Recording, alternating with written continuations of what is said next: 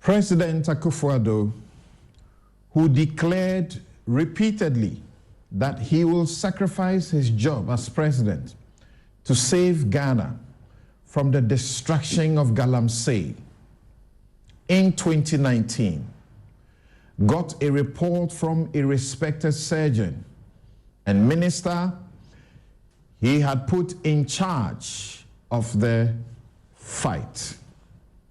The report revealed the president's home, his home was under Galamsey attack. The NPP's youth organizer was doing Galamsey in the president's garden, his garden, and he did nothing about it. It revealed, and he was told, his party chief, whom he had turned chief protector of the environment, forest, was now chief reason the fight would remain an illusion. And he did nothing about it. It revealed his appointees, family and friends were a major stumbling block to the fight. And he did absolutely nothing about it. All those accused deny any wrongdoing, yet Ghana makes it into a global report of countries in the illicit gold trade. Stay tuned with us. We show you evidence you have not seen before of the wanton destruction that the president, his presidency, and now even reported to security agencies long before and now appear to do nothing. We'll take brief comments on the new twist to the president's appointment of party loyalists to the Independent Election Management Body. What at all can the Council of State that pass these appointees do? Questionable media ownership, poorly paid journalists, compromised journalists. They are compromised with solely people paying them pittance, and they are abused, especially by those paid to protect them, the security agencies. But these are the same people who fight for all except themselves, for themselves. We examine the state of the Ghanaian Media Report 2023 by the Department of Communication Studies, University of Ghana. I'm Samson Ladia Yanini. We'll be right back to deal with the vex matters.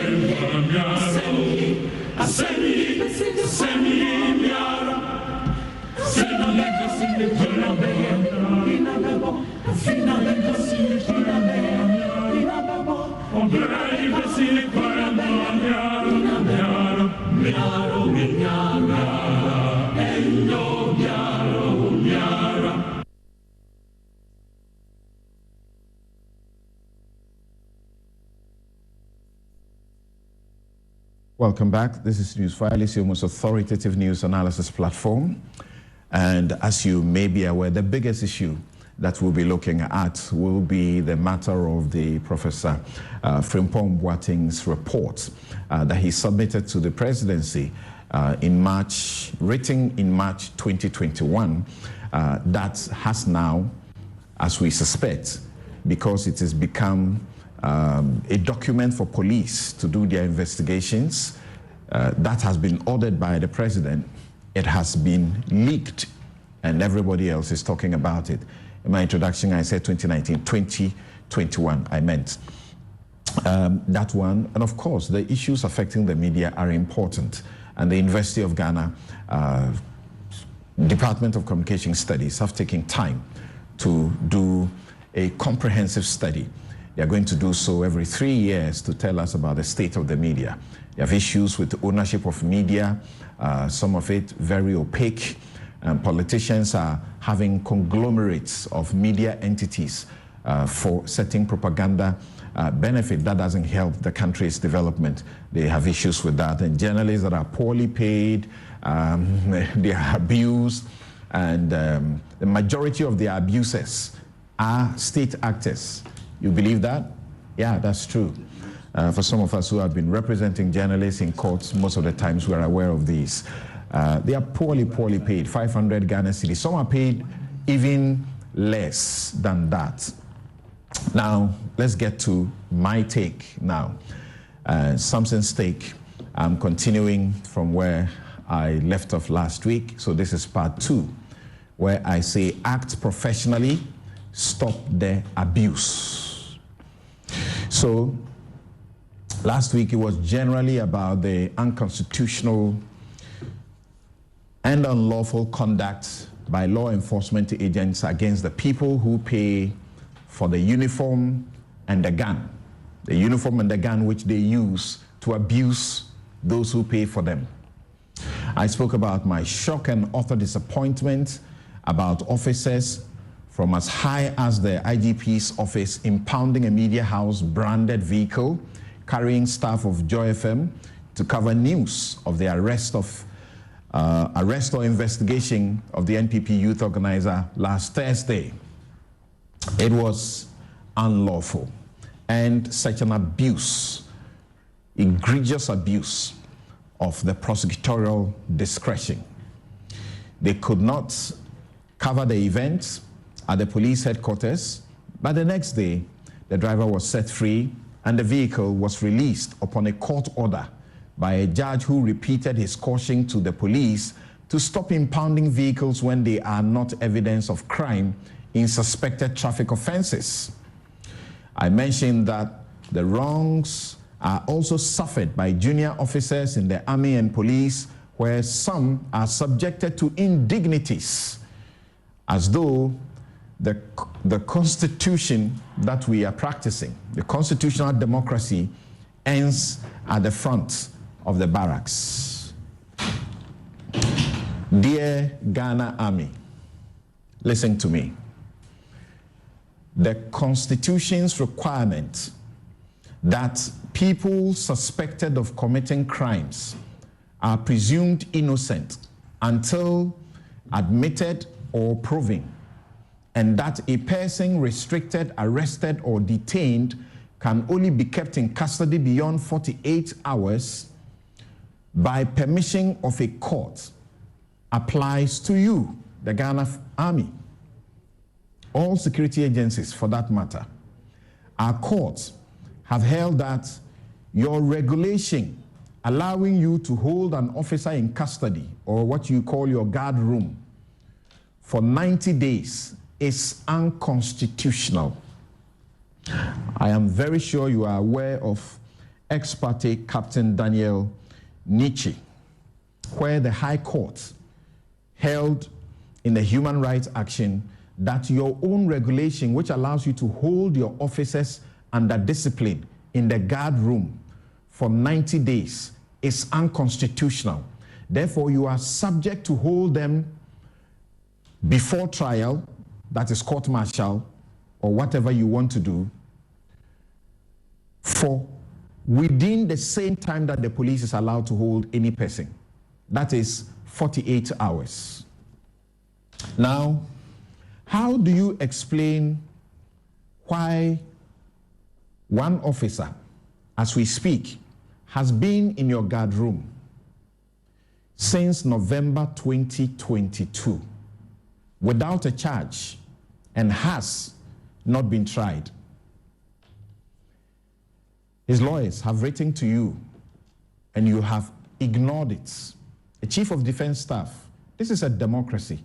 The army is not beyond the rules that govern us. This military officer was so abused, he alleges, that he decided to resign from the army. He sent 3 different resignation letters, all of which were not respected. So what did he do? He got a lawyer, filed the case in the court, and has been pursuing that case. You sent your military police to arrest him in the courtroom. The judge was angry about your conduct. You don't do that in a democracy. Enter a courtroom to arrest someone. So, right after the court process, on that day, November 2022, you arrested him. You took him, to the Burma camp, and then later he was taken to the Michelle camp, and he's been in the guard room since then, without a charge and without a trial. Please, this is a democracy. We are aware of many soldiers who have been turned very timid, soldiers who are supposed to be bold. They can't talk because they are afraid they'll be victimized and they can't tell where the next meal will come from.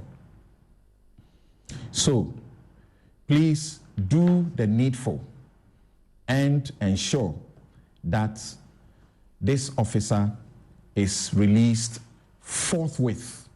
Because by your own rules, even if you were sticking to your rule that has been declared unconstitutional, after 90 days, if the person is not put on trial, they are supposed to be released.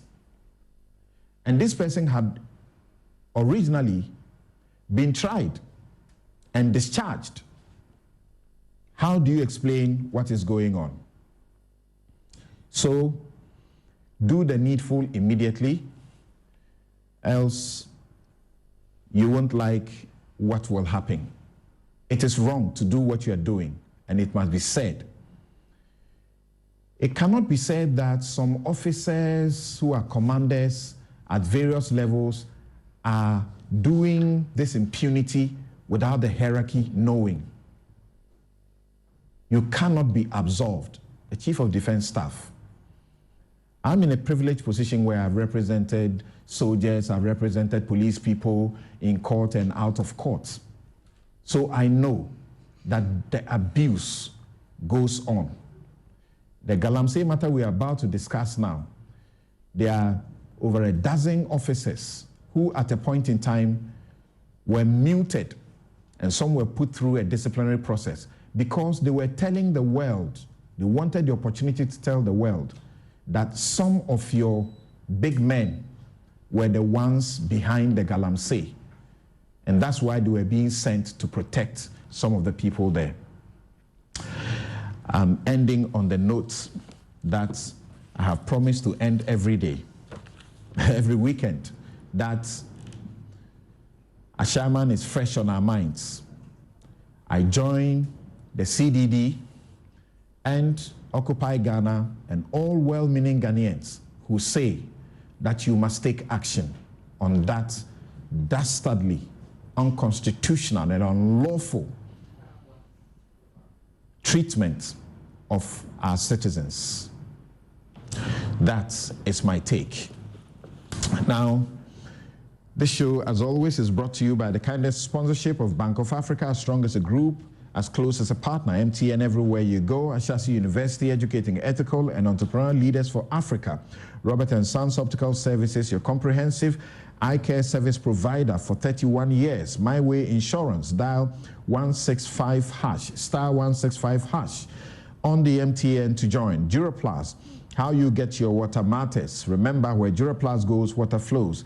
DBS Industries, roofing Papa Fie. Rehoboth Social Housing, your housing dreams become reality. We'll be right back. You're welcome back. This is Newsfile. It's the most authoritative news analysis platform, and here on Newsfile we put Ghana first.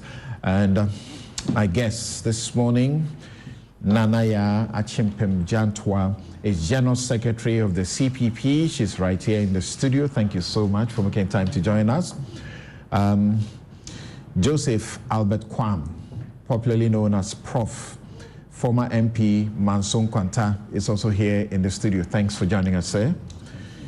On Zoom, we are joined by Dr. Steve Mantea, co-chair, Ghana Extractive Industries Transparency Initiative, Dr. Yao Graham, coordinator, Third World Network Africa, and Dr. Ken Ashibe, engineer. He's convener Media Coalition Against Illegal Mining.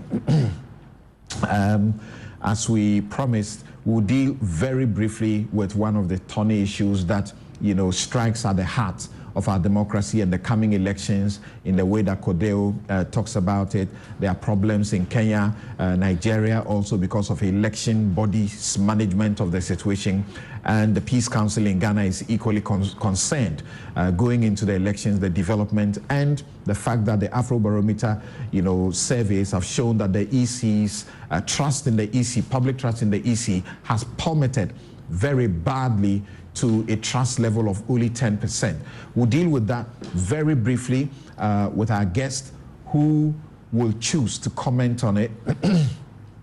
And then we'll go to the next issue. And when we do, Dr. Yao Graham has to leave us, so he will do a quick, you know, discussion of the matter of where Ghana finds itself in the illicit gold trade, and also mirroring that on the Professor Frimpong Boateng report. Then he will take leave of us. The rest of our guests will help us to do the rest of the discussion for the very first segment. So you must be aware. Let me start with Nanaya Jantwa here in the studio, and I've heard that you have actually, you know, given some comments on the back of the NDC's petition to the Council of State to take a step. I don't know whether the Council of State can revoke the appointment of these individuals or not, but that is their petition. So what can be done about it? But before we get into that part of the discussion, I need to quickly mention this,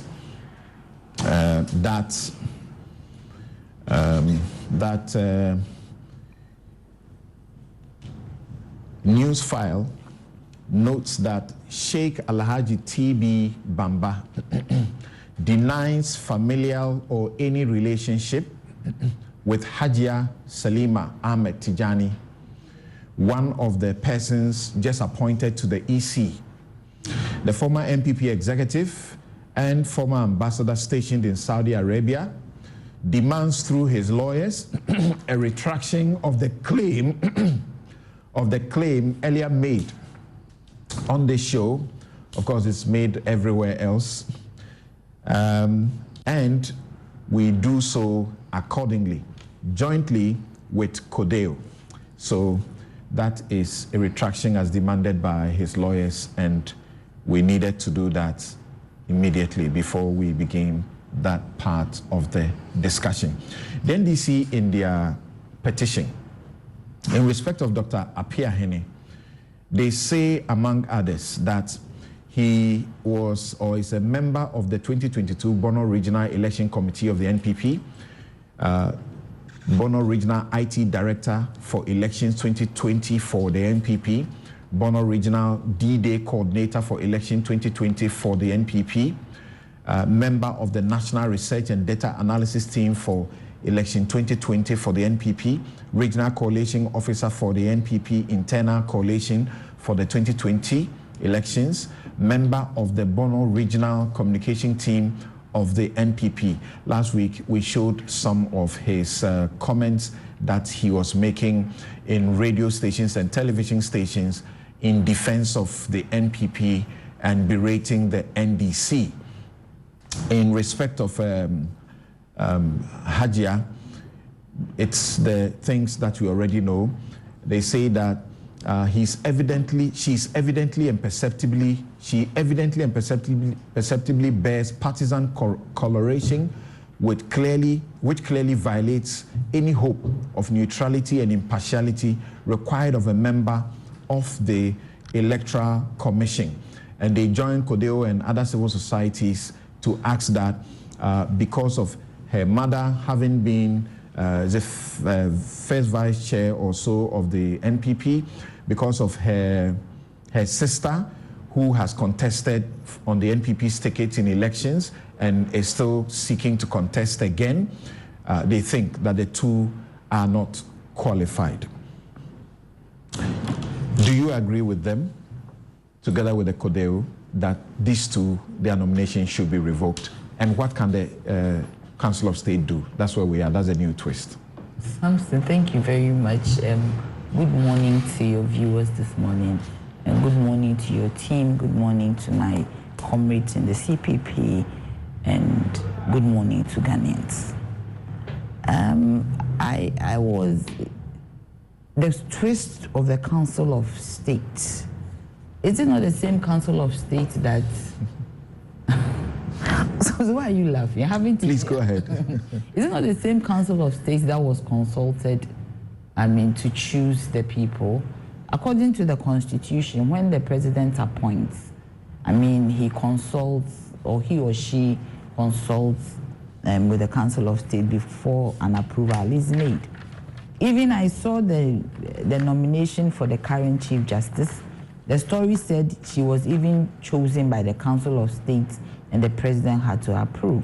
So if you are going... The current Chief Justice? Yes. No, there's a nomination for a new Chief Justice. No, officially no. It was on the graphics, so it's not official. The graphic story. That Justice Tokono is tipped. Yes. But there are two people who are being said they are tipped. Yoni Kolendi and Justice Tokono. Oh, okay. So that one is not nominated. Okay, so because the news said that she has been nominated. Oh, okay. Okay, then. So, it's the same Council of State. So, what do they expect the Council of State to do? Can they, turn back their own decision? And besides, they've heard all the arguments that are going on. They haven't come out to say anything. They knew the people that they were approving for the president to, appoint. Maybe they didn't have the information that is now out. No, but why don't you have the information? Because once somebody is appointed or nominated to be approved by the president and you are consulted, you should ask questions. There is nothing like you do not know. You see, that is why we in the CPP we are saying that there should be some drastic review of the Constitution. The appointment of the EC should not be done by the president. The appointment of the EC should be done by a committee of politicians or political parties. Then the EC would have to go through, whoever it is, has to go through the Public Service Commission. There should be about 3, 4, 5 people who have to go through the Public Service Commission. There should be advertisement, go through vetting with the Parliament, then swear before the Speaker. Okay. So you think what they are asking for now, they won't get it? Because what they've taken, they've made it because the Council of State are part of this appointment. Okay. So if you are part of does it matter that they copied the letter to the Peace Council, the European Union Observer Team, the African Union Observer Team, the Catholic Bishops' Conference, the Christian Council, the American Ambassador, the British High Commissioner, the German ambassador to Netherlands? Does it matter that they did all that? That one it does, because on that score, maybe because of the peace of the sub-region, these groups would look into it.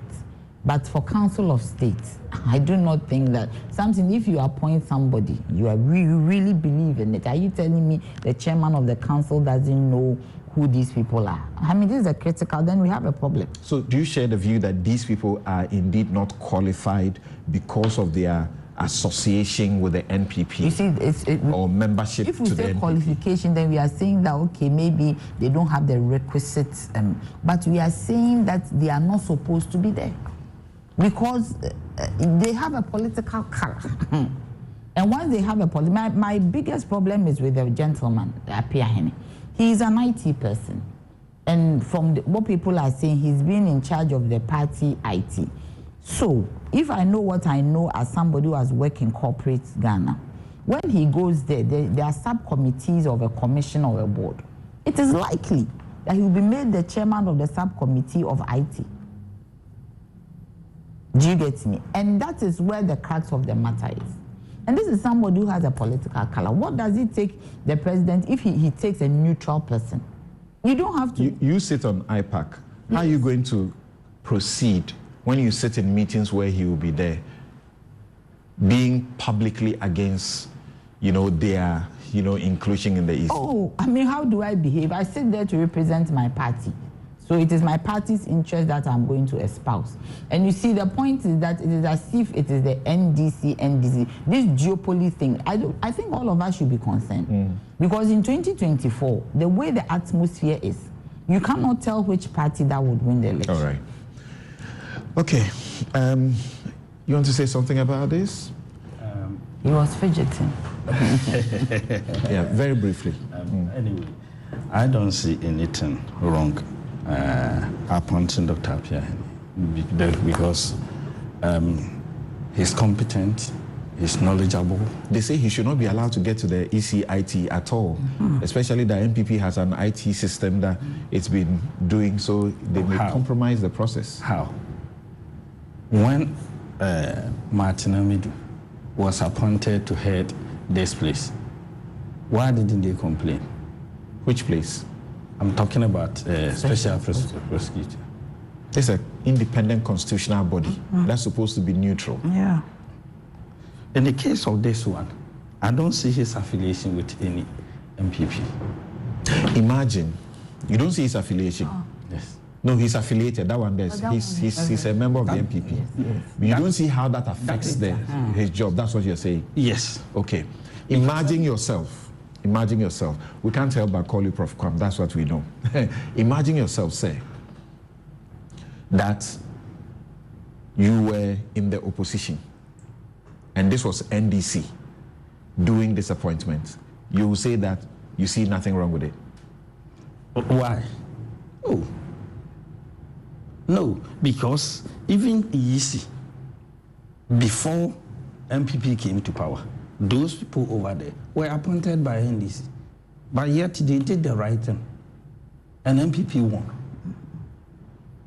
Okay, let's get on the phone and the Zoom and hear what our other guests have to say. Thank you very much for joining us. Dr. Steve Mantia, maybe I start with you. What do you have to say?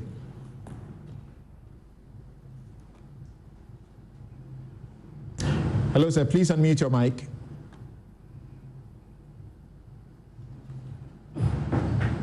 Yeah, thank you. I think the matter under discussion borders on the building of public trust in our state institutions, especially one as important as the Electoral Commission.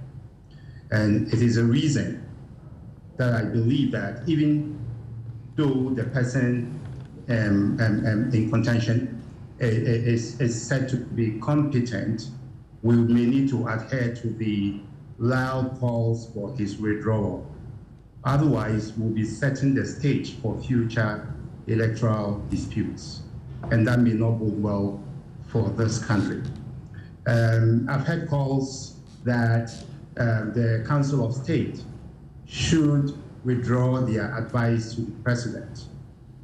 I do not personally see to what effect, because the advice of the Council of State is only an advice.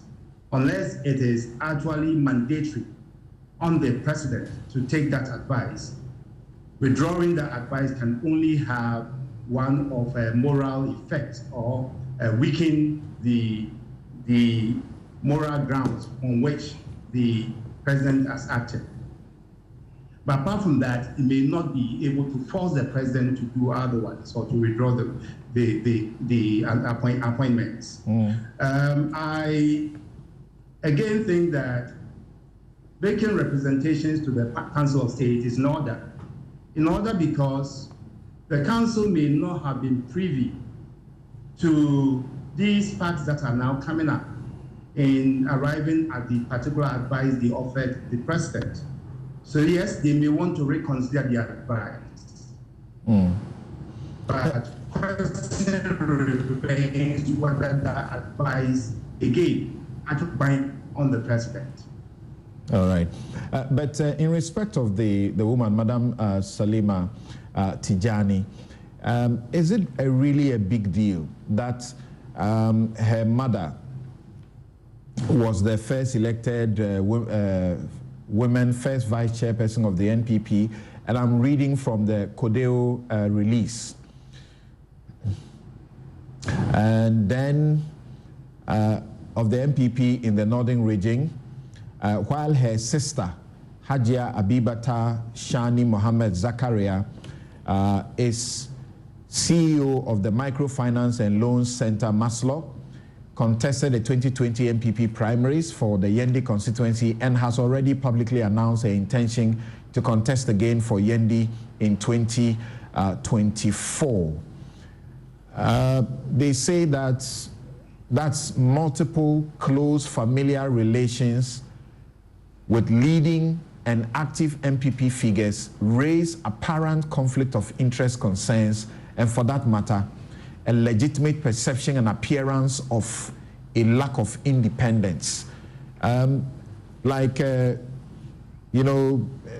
said a while ago, she's not really concerned about this woman, but Dr. Apia Hene. Do you share the same view? No, I do not.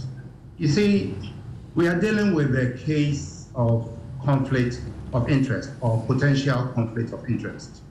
And unfortunately, we do not seem to have clear rules in this country regarding how we cure any potential conflict of interest. I think Shrad, a few years back, was working on something of the sort. I don't know what became of it. But in some corporate institutions and globally, even within the multilateral institutions, the UN and the rest, husband and wife cannot work in one institution. If there is for instance, with Coca-Cola, there is a contest and you have a staff working there, a relative cannot participate in the contest and all that. I mean, corporate institutions and multilateral institutions tend to have clear conflict of interest rules to avoid these kinds of situations. It looks like we are dealing with a situation that has no clear rules governing it in this country, and that is why we are in this difficulty. But I can expect that to the extent that you have close family relations,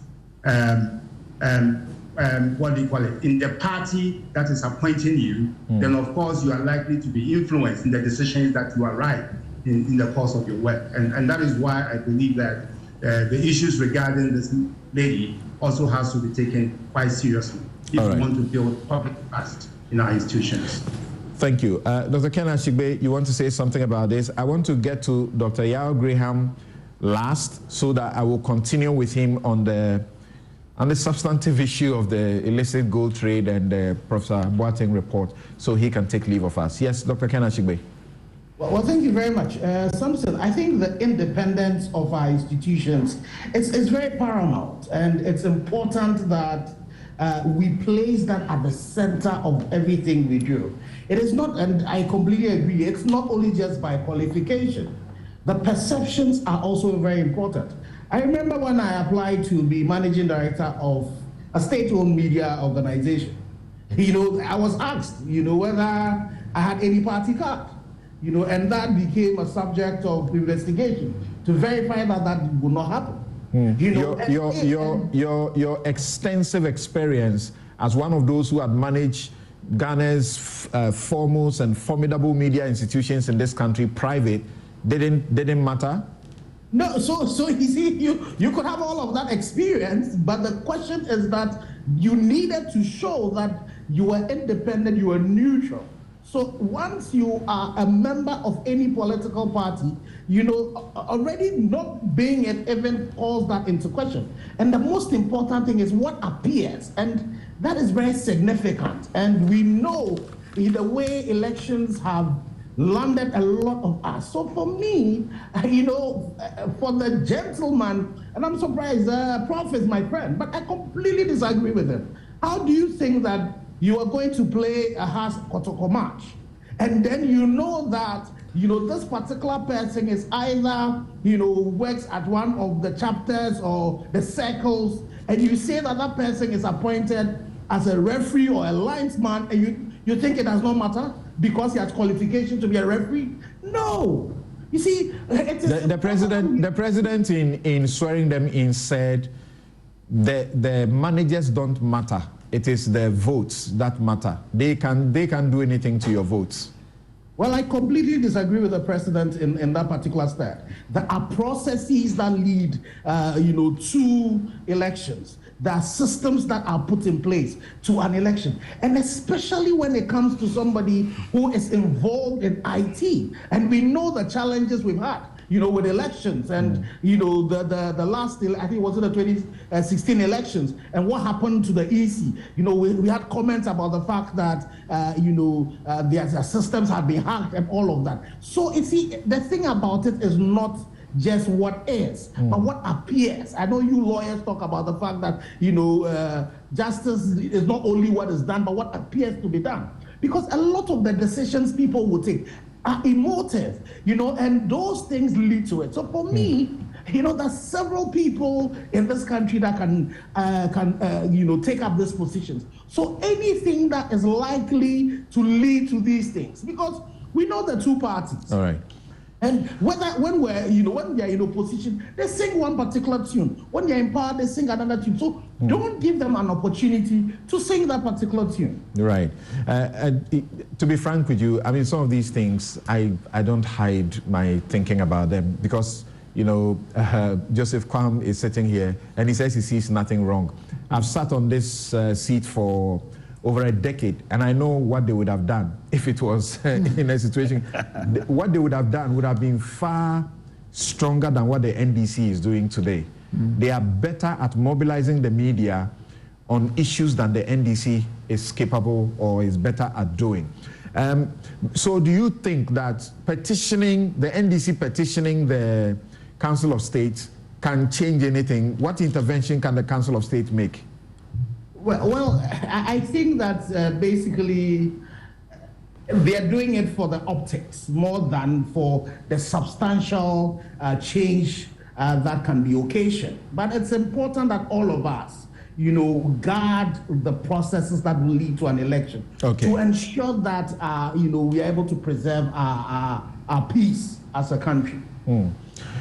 Dr. Al Graham, thank you very much for your time. The Codeo's suggestion was that these individuals should voluntarily resign themselves because they didn't see the possibility of the president revoking the appointment because he has power to do so. They were pointed to the fact that these things can actually be a process for a court. In this country, one of the grounds for dismissal of an MD of a state-owned media organization is discovery of partisanship. This is an independent constitutional body. Do you think the approach that the NDC is taking will yield any results? Well, I mean, when I was not fully versed with the legalities of this issue, but when this discussion started, I quickly started looking at the constitutional provisions and the statutory provisions on the removal of commissioners, members of the Electoral Commission, and the power, the role of the Council of State will seem to be extinguished once they have expressed their opinion on whether the person is fit for office or not. I think there's a political weight that will come in the Council of State came out and said, actually, on reflection, we were not aware of ABCD when we offered an opinion that this person is fit for a particular role, and therefore we regret. I mean, so that would be a political intervention. But given the political culture in this country, where key institutions unfortunately fall in line behind the ruling party and the executive on key issues, I mean, that would be an earthquake, and I don't expect, that anything of the sort is likely to happen. So the president was being deliberately narrow-minded in focusing on qualification, because the law talks about being qualified to be a member of parliament and a Ghanaian citizen and so on. But you know what? I mean, every public officer, the nature of the role that the person would perform creates a gray zone, of principles about how to build legitimacy and public confidence in the office. And those are not narrowly legal, although I think the points made by both Steve and Ken about the traditions of conflict of interest, the traditions about the exercise of discretion, because the president has a discretion. Did we lose Dr. Yao Graham? Doc, I don't know if you have mistakenly tapped on your microphone. We can't hear you. Sorry. Hello, Dr. Yao Graham. I think if you can hear us, please quickly rectify your situation, because we want to come to you to look at the gold issues situation. being raised here are very important. I mean, so... Oh, his line is getting bad. Okay, now his line is off. So this is what I'll do. I'll take a quick break. We'll return to deal with the matter of illicit gold, Ghana being a major transit point, and mirroring that on the... Okay, Dr. Al Graham is back. Please, we lost you. Let me wrap up. Right. Particularly, I think going forward, this has brought back again the issue of establishing some clear principles about the exercise of discretion by people when it comes to appointment, clear rules about conflict of interest. Because we have a number of instances where people have been declared not to have a conflict of interest simply because they are technically qualified for a role and so on. And given that there's the degradation of public office which is taking place in so many ways, I think this is a key issue politically and also legally for all of our citizens to drive around going forward. Okay, but you talk about exercise of discretion and the need for, some laws around that. Which law is bigger than the Constitution? And the Constitution is very clear. The Constitution has a theory of discretion, and it has the fair-mindedness and so on and so forth. It must not be capricious. Yeah. So these are bases. But I've forgotten there's a particular Supreme Court decision which have been kind of decried by people as having the potential of narrowing that. Okay. But the discretionary power, the conflict of interest principles, these are two key things which are restraints on power. All right. In every situation, which have to be developed as well, a kind of administrative law regime, which guides the use of power. Thank you very much, Dr. Yao Graham. We'll be back shortly.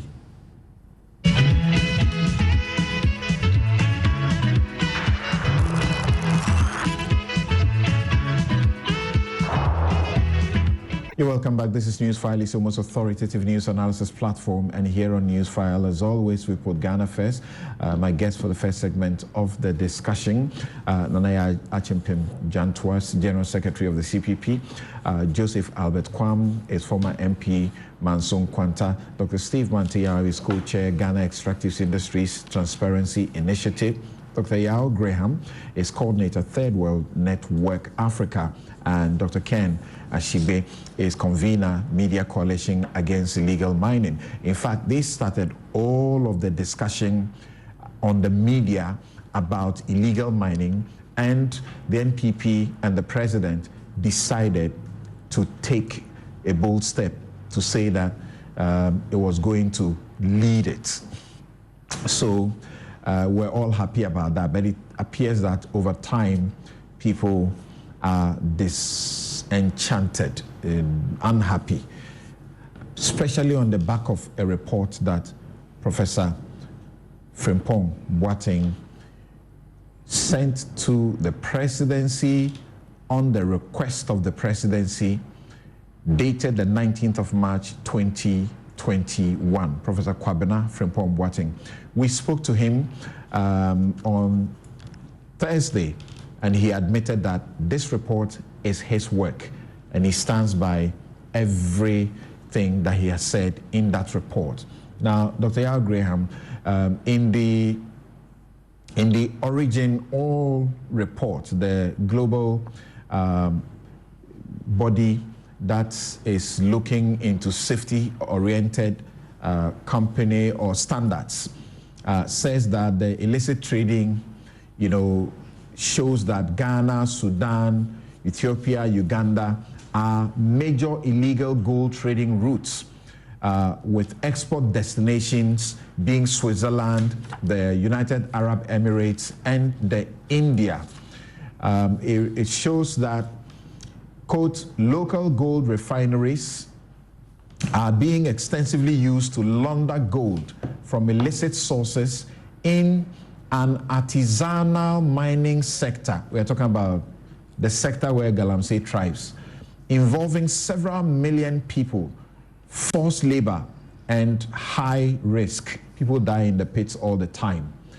In their assessments of the trade data that they use, the data between Ghana and its three major gold trading partners, Switzerland, India, and United Arab Emirates, it was revealed that over $6 billion worth of gold exports remain unaccounted for from 2013 to 2016. The figure is expected to rise significantly if all export and import data between all of Ghana's gold trading partners were to be examined. So first of all, what will be your assessment of this situation? While Switzerland's gold import figures revealed that they had imported close to $7 billion worth of gold from Ghana, Ghana's official records indicated an export of a little over $3 billion of gold. You see the joke that goes on in this country. And at the time where there was a ban on the small-scale mining, at that same time, there was heavy export of gold from small-scale mining to the world out there. Ghana also loses over $2 billion annually in unpaid royalties and taxes on gold smuggled out of the country, according to the Ministry of Lands and Natural Resources. Yes, Doc. Yeah, I mean, clearly there is a major issue about accounting for all the gold produced. In fact, in one of the years at the peak of the Operation Vanguard, the output of gold from the small-scale sector actually increased.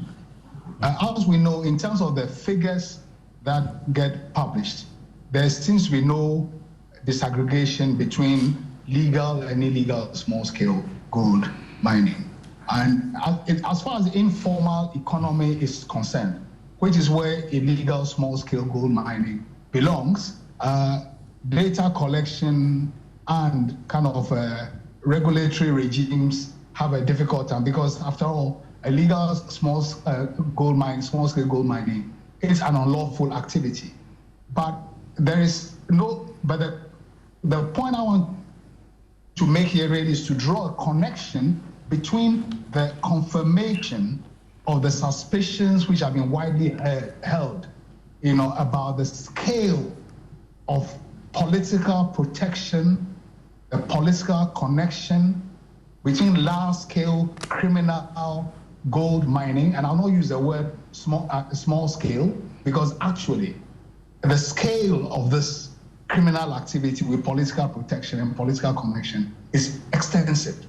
So from that point, if you can have that level of protection for illegal production of gold, it's a simple step to be able to have that same protection for the illegal export of the gold. I mean, this is a simple deductive, kind of a logic we are using here. Because they are not producing legally. You want to illegally acquire wealth. So you'll be interested in the mechanisms and methods that allow you to acquire and hide your wealth, and therefore the corruption and abuse of the role of institutions and bypassing of accountability becomes logically inherent, in that transaction. So really, rather than go into a general discussion about, the billions and so on and so forth, we should look at the political economy of illegal gold production and trade, including export, and therefore the accumulation of illegal wealth. And the danger that it poses not only to the economy, but also to the fabric, of institutions and us. Right. The CDD had done its survey about funding, a successful presidential election or successful parliamentary election involving millions of, dollars for presidency and for parliament. Now, the reports suggest, which is the biggest concern, quote, that illicit gold mining is becoming a rising source of income for cartels, criminal gangs, and non-state armed groups. We seem to be aware that part of this in our country goes into funding, political campaigns. And some have said that is the only reason that explains why the state itself has indicted the NPP regional chairman of doing wrong in a forest reserve, and yet the president appears to want to speak in his favor, and nothing has happened, even though it is claimed that he's been handed over to police. It takes us back to some of the issues that arose in the discussion of the Electoral Commission appointment. There's a credibility issue which arises in all these situations. Because when the campaign, we did a round table at the height of the campaign, Operation Vanguard, and we invited a soldier who was involved a commander who was involved in this exercise. And I was afraid when people were really attacking the military for burning excavators and so on, human rights abuses, that the gentleman will get up and leave before it was his turn to speak. But he sat through it and then said, you know what? We learned some things in that exercise. That one, 400.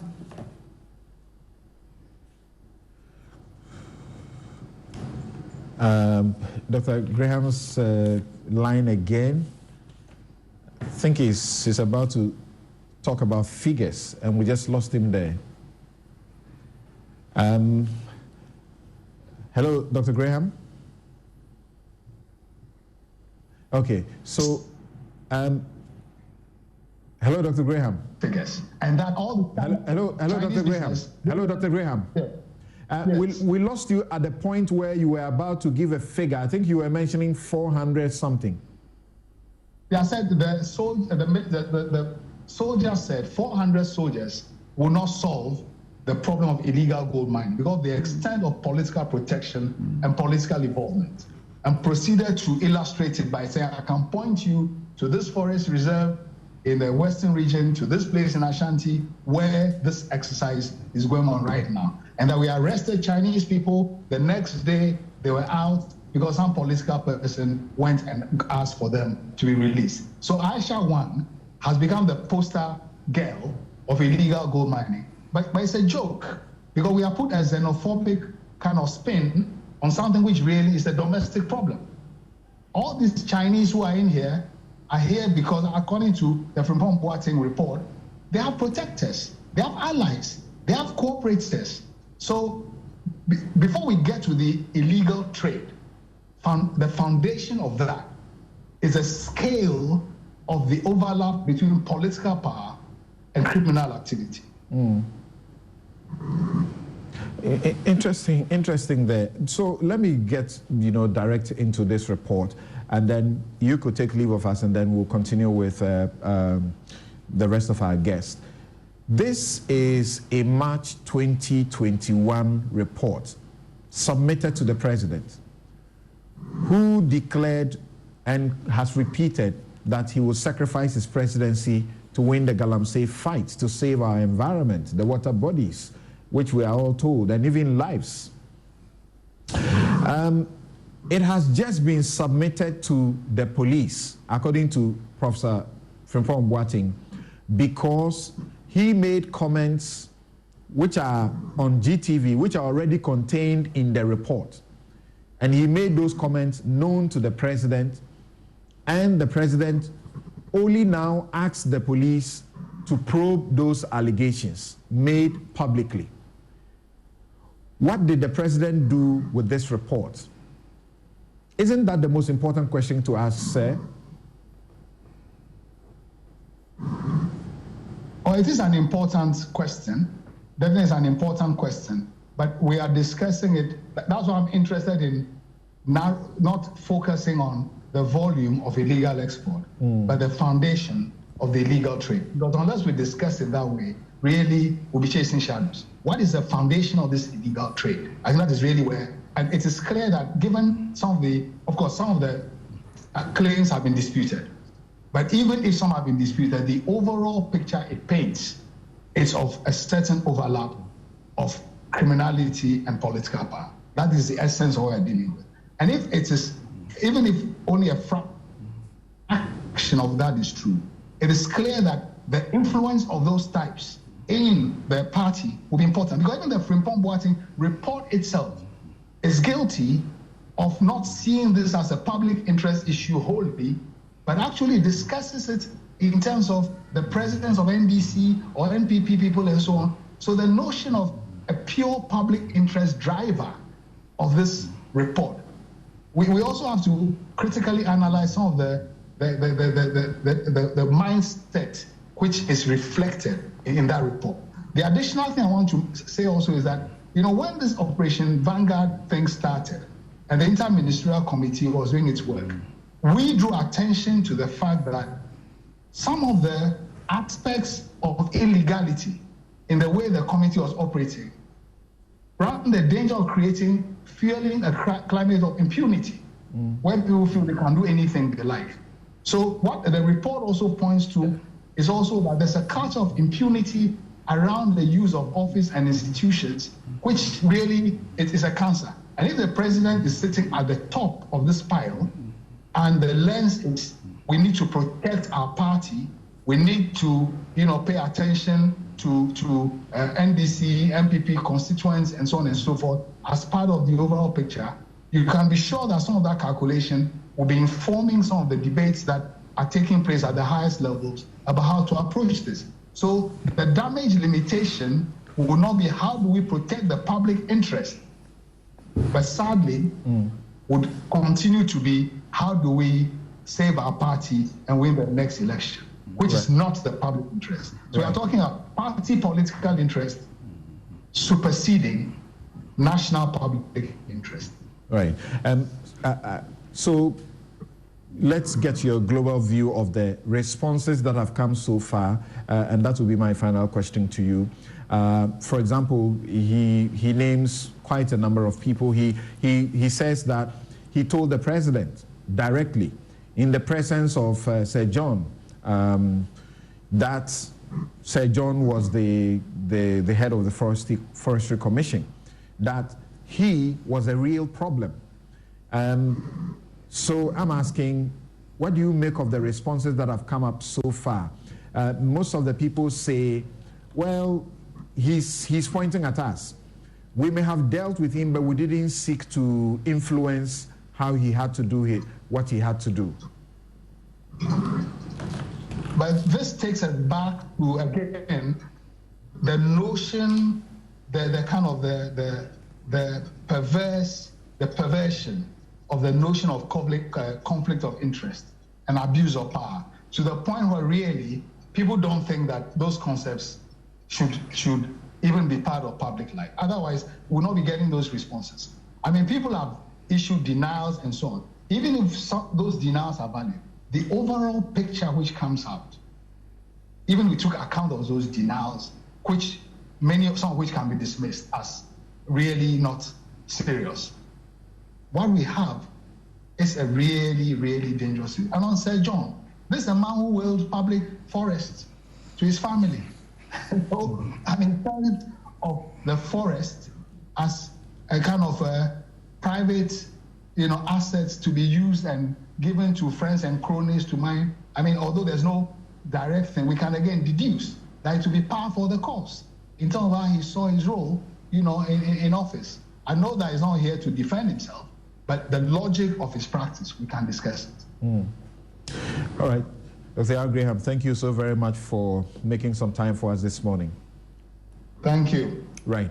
Now, should I come to the studio or get to the guys on the phone before I got... So let me talk to Dr. Steve Mantea, then I'll come to Nanaya Jantua and Kwam, and then to the convener of the anti-Galamsey fight, the media convener.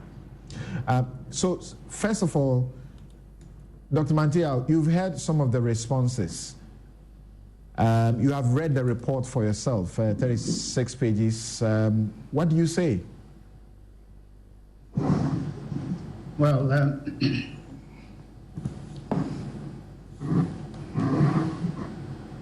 Samson, this report and its contents are very revealing, but not surprising.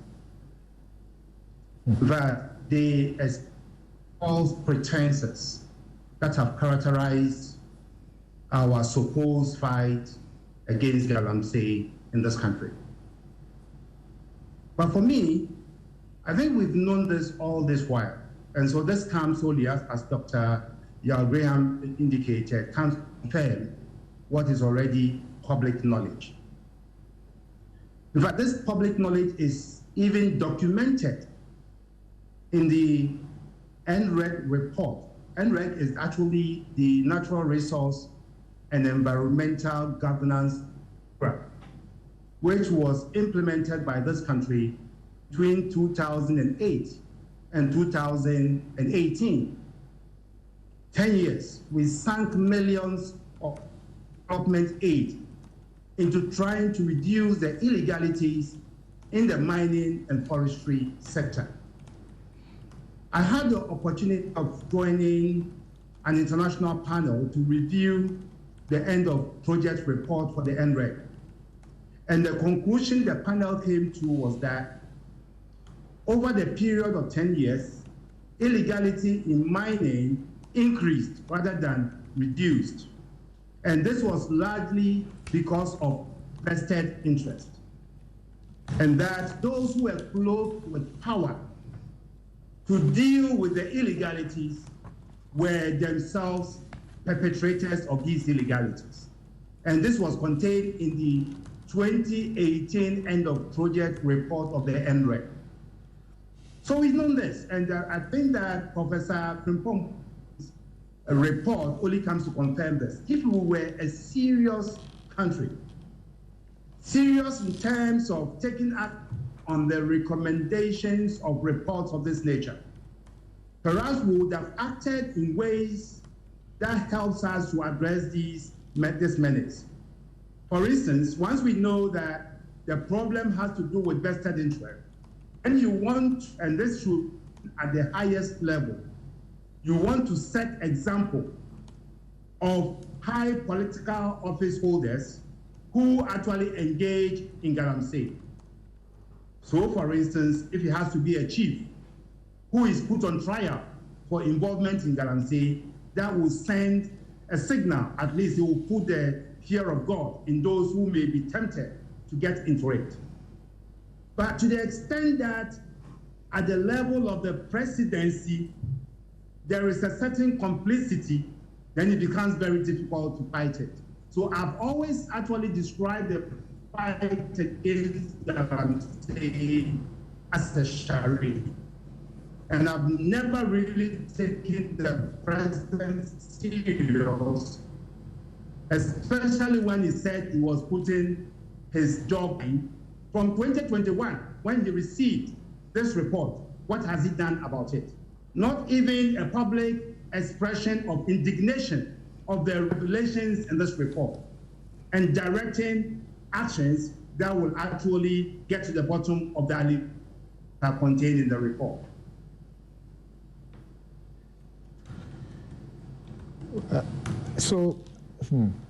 For example, when you have,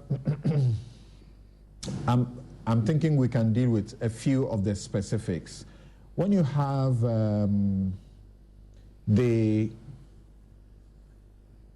as we understand, the powers of government, according to the Constitution, are to be exercised in the name of the people and for their welfare. And Article 21 directs that the people must know, or they must be informed about what the executive does. The fact that we are told about cabinet directives, policies that were treated with contempt, and now because Prof has gone to GTV to speak, he's been referred to police, and now he's submitted this report, would not have known what is going on. What does that tell you? The report is specific about who flouted cabinet directives. The ministry, environment, the agencies. Well, Samson, I do not think that the report was meant for public consumption. This is a report that was actually requested by the rightful authority. It was put together in 2021 and submitted to that authority. So the question should be, what has that authority that actually commissioned the report done with the content of the report? Because as for we, the public, all we care to know is what government is doing, what actions government is taking to curb this illicit activity. And so, for instance, if following the receipt of the report, the president has taken specific actions, that is what we, the public, want to know. Okay. And it's most disappointing that we do not know of any action the president has taken except this recent direction that the report should be investigated by the police. From one of those who has been mentioned as having led people to Prof over the taking of the excavators, bringing in an MPP executive to be responsible for gathering the excavators that subsequently were told 500 could not be accounted for and the rest of it. Charles Bisu, he has also been speaking. He says the reports, parts of it are not accurate, and if anything at all, the matters became matters for national security, and that in the process of the security agencies dealing with the matter, Professor Frimpong Boateng himself became a suspect. So, from what we know now, since absolutely nothing has been done by these security agencies, what does that also say? Because he says, quote, at the time he said 500 excavators were missing, I called him and I said, Prof, that is not factual. You have actually sent about 3 reports to the National Security Council, and the report that you sent reported that we do not have up to even 300 excavated. So why 500? I called him and he said he knew what he was doing, and then 3 or 4 years down the line, you come back to say that no excavator was missing. He was saying that Prof had become a suspect, and the security also did nothing. He feels disappointed about that. What does that tell you about the whole story? What it tells me is that the content of Professor Frimpong Boateng's report is not the whole truth of the matter. And the reason there's not been any official action on this report could only be because of the people involved. I think that there is complicity at the very, which makes a different act, because if you don't act in a manner that actually shields the, in this case, the complainant, then of course, what is going to happen is that he's going to spill the bean, and that we all go down the drain together. And so at this stage, I think that the opposition should be taking deep interest in the matter. Otherwise, because this is a partisan thing really, and it is this government, MPP government, that are being cited in this case. And so you want a bipartisan approach investigating the matter. We cannot even leave it to you, because the management of Yoko were appointed by the president. Police IGP was appointed by the president. Almost all our state investigative institutions holding onto the president. So if it turns out that the president is complicit in this, then of course it will be difficult for them to do an impartial job. And that is why I believe that Parliament will take an interest in this matter. What will be your final comments in respect of the Origin Oil reports about our extractive industry and how, you know, illegal gold artisanal mining is posing such a danger to us? I've done in the past 20 years and more, I've done a lot of work on mining related issues. And currently, my committee, the Extractive Industry Transparency Initiative, is being supported with some World Bank partial grant and partial loan to the government of Ghana to try to help formalize the sector. The major, for me, the major risk I see in illegal mining activities in this country is the risk of political capture. And I think Dr. Yao Graham alluded to this. We face a huge risk of political capture by criminal gangs who actually make illicit money from illicit mining activities to finance political parties and then hold on to power. And therefore, eventually, if we don't deal with it, we'll become captives these illegal gangs. And that, for me, is a major risk that we all pose. It behoves on every Ghanaian to take a deep interest in how government is working to stem illegal mining. And Ghanaians are in fact worried. Kwame Sapon-Sedu says, we can't account for approximately $4 billion worth of gold exports to Switzerland in 1 year, but we are going all over the world begging for debt forgiveness so we can get $3 billion bailout from the IMF. Are we okay? Mm-hmm. All right, Doc, thank you very much.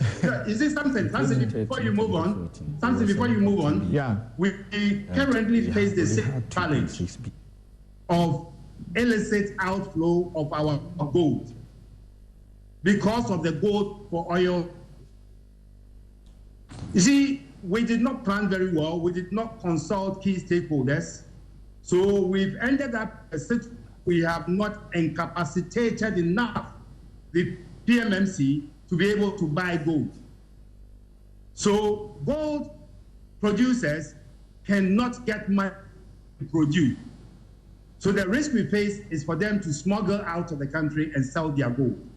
And this is because if you look at the 2023 budget, we did not budget for the purchases of domestic gold from ASM actors.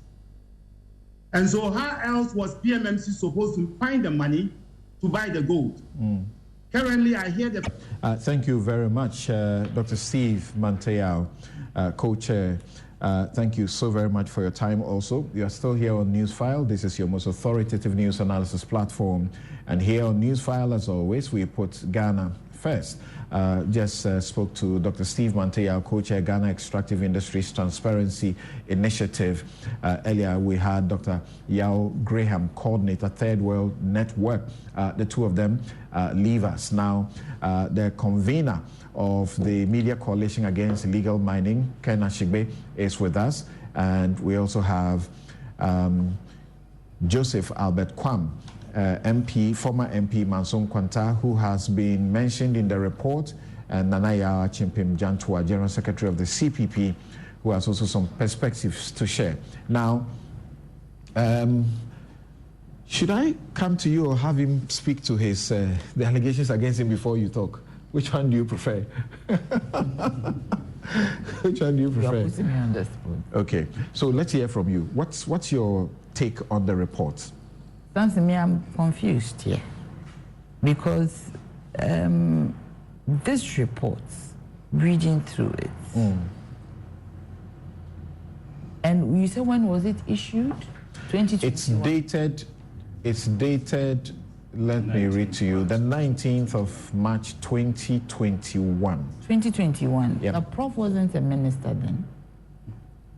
He had been asked by the presidency to bring a report, and he did that. Yes, so the letter that is requesting him to do that is also attached to this report. Yes, because when you hand over, when you are leaving office, you have to hand over whatever work that you did.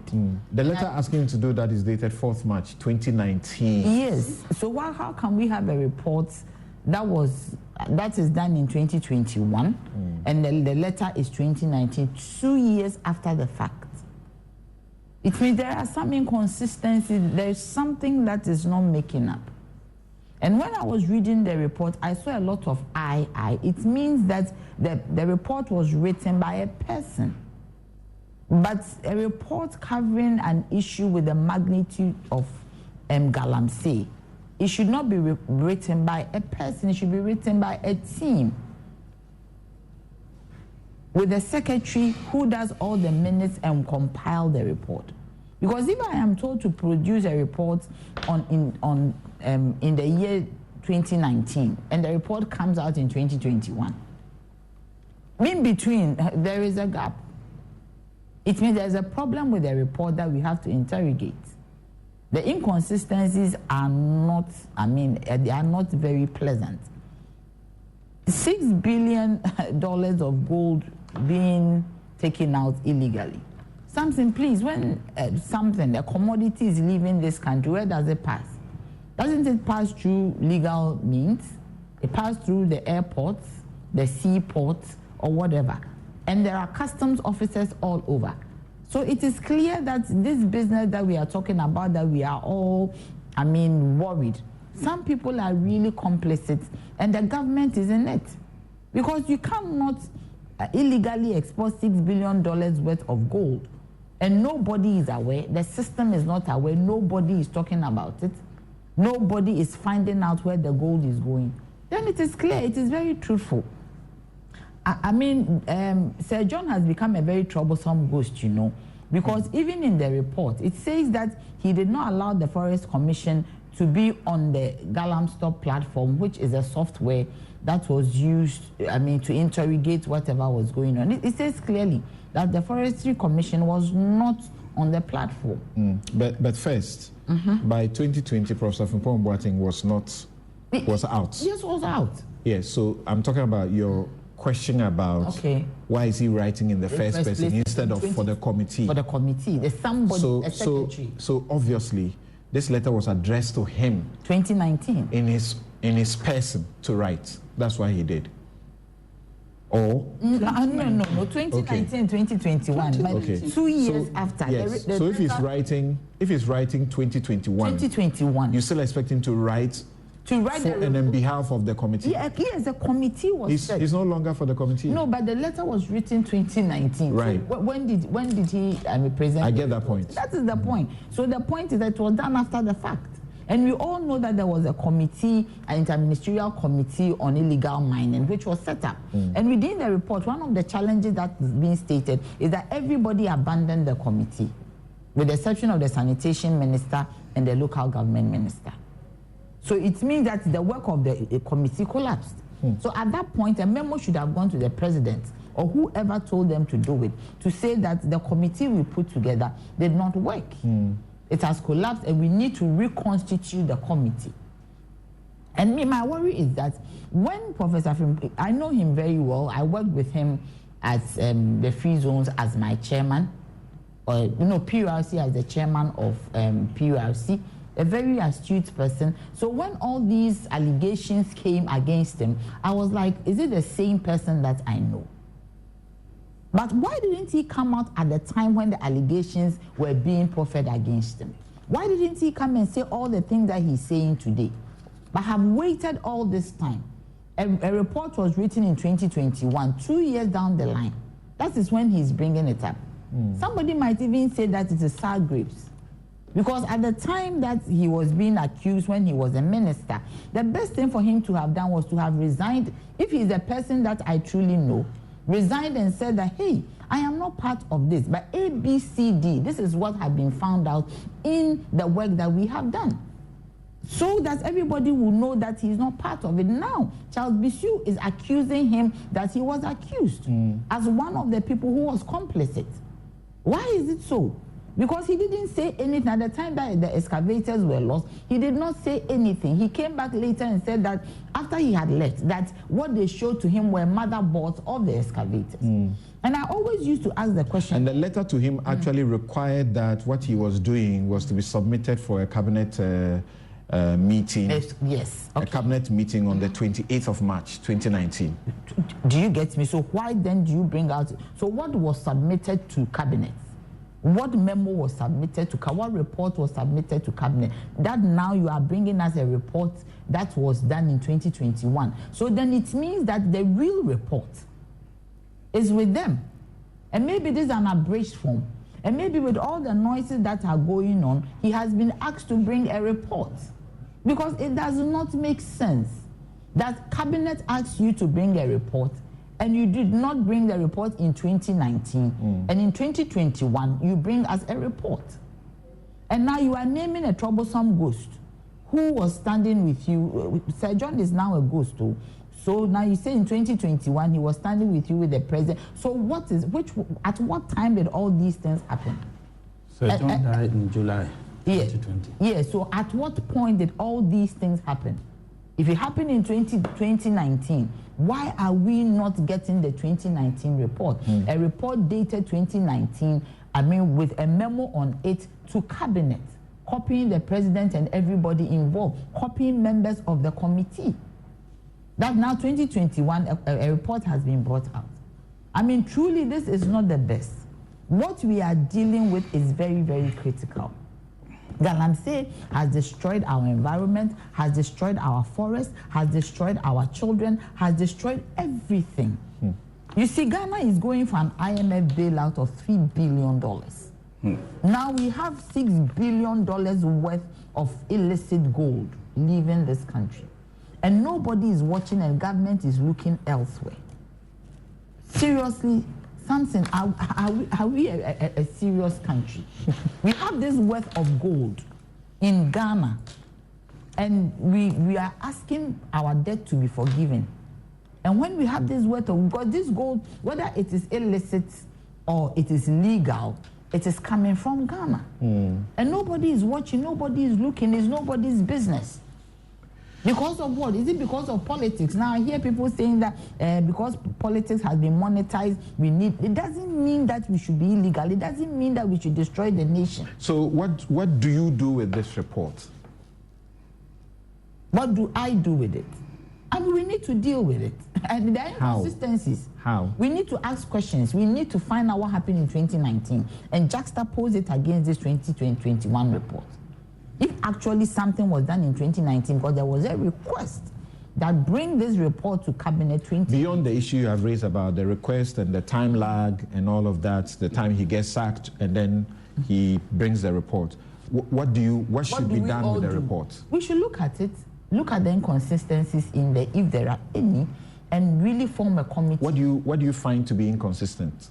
I mean, what I am saying is the dates. Okay. The first thing. No, I'm saying beyond that. That's what I'm saying, that what we should else? form a committee.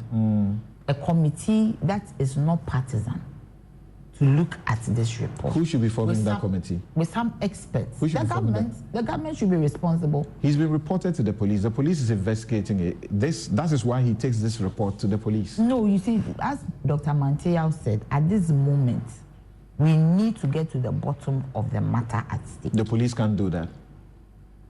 The IGP was appointed by the president. We need some clarity. We need true clarity. We need to get to the bottom of the matter. So what committee are you looking at? A bipartisan committee, everybody. So parliamentary? Parliamentary is partisan. So you can't bring parliament. There's either NDC. So after the two, it will be chaos. We should go outside these two. So we find people, media, some experts in the matter. You should get some people who want to show their face that they are. Who will do that appointment? It should be done by the president. But you just said the president appointed the IGP. The IGP. So we should think through it. The Ghana should decide, the country should decide who and who should be in there. No, the Greece democracy time when we all went to the amphitheater to be heard is over. No, it is not over. We gave the government the power. We want our power back.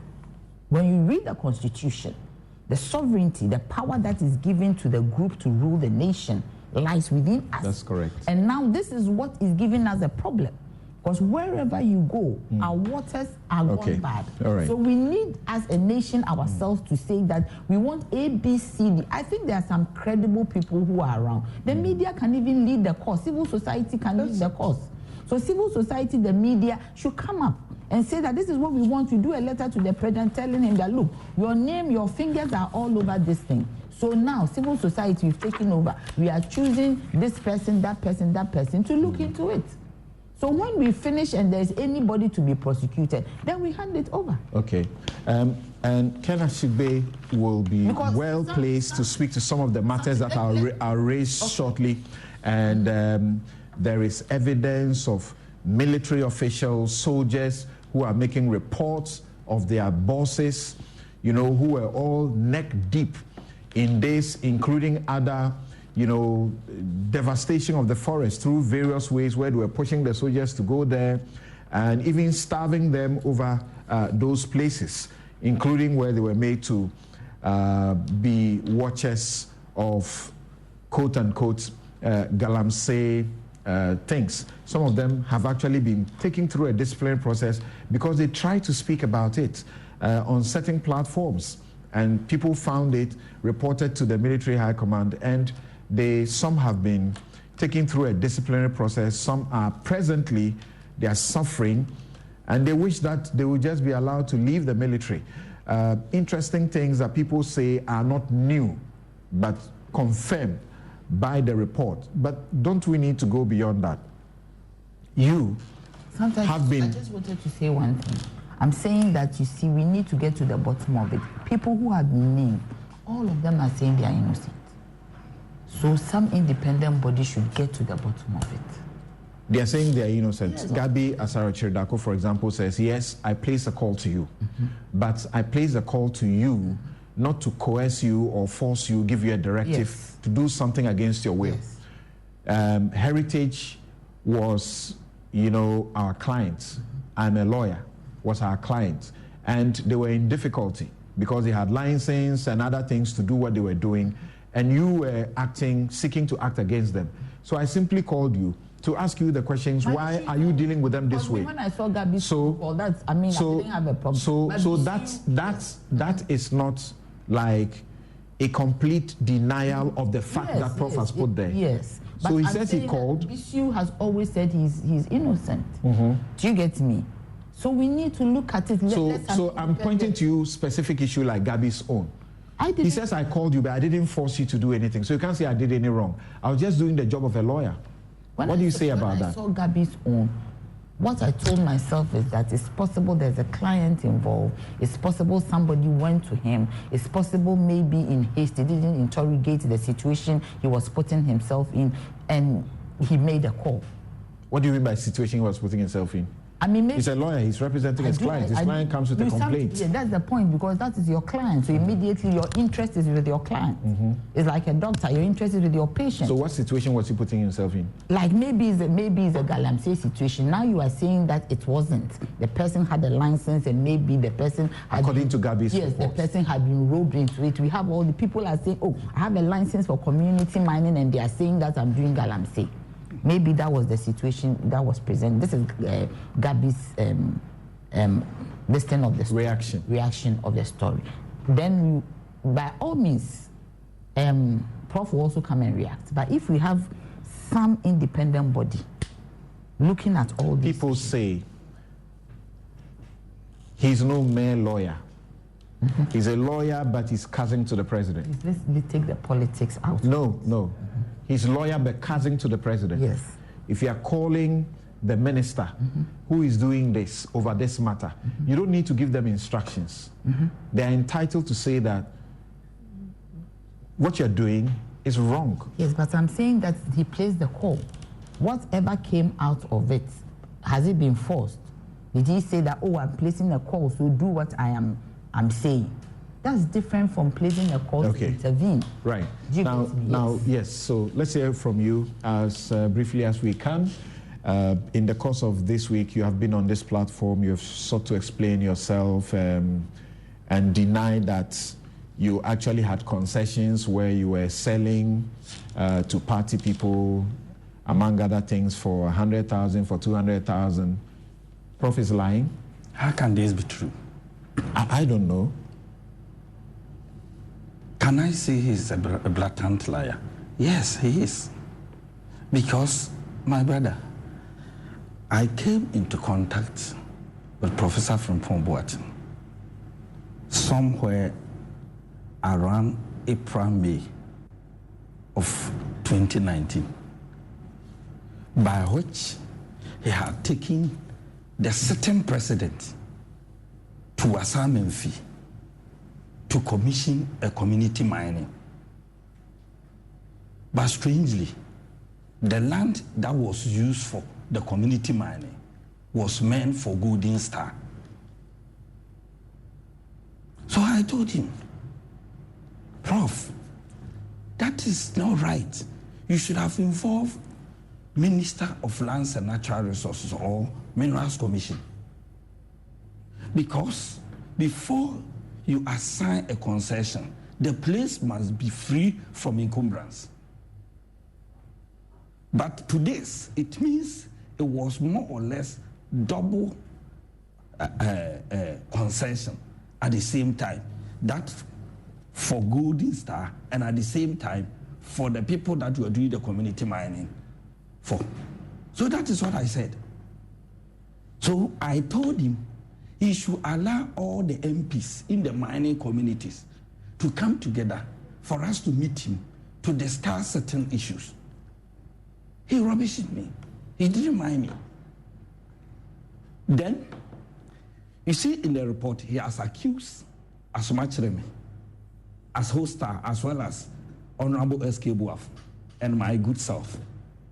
The reason is that the president directed him to make sure that Ministry of Lands and Natural Resources should take over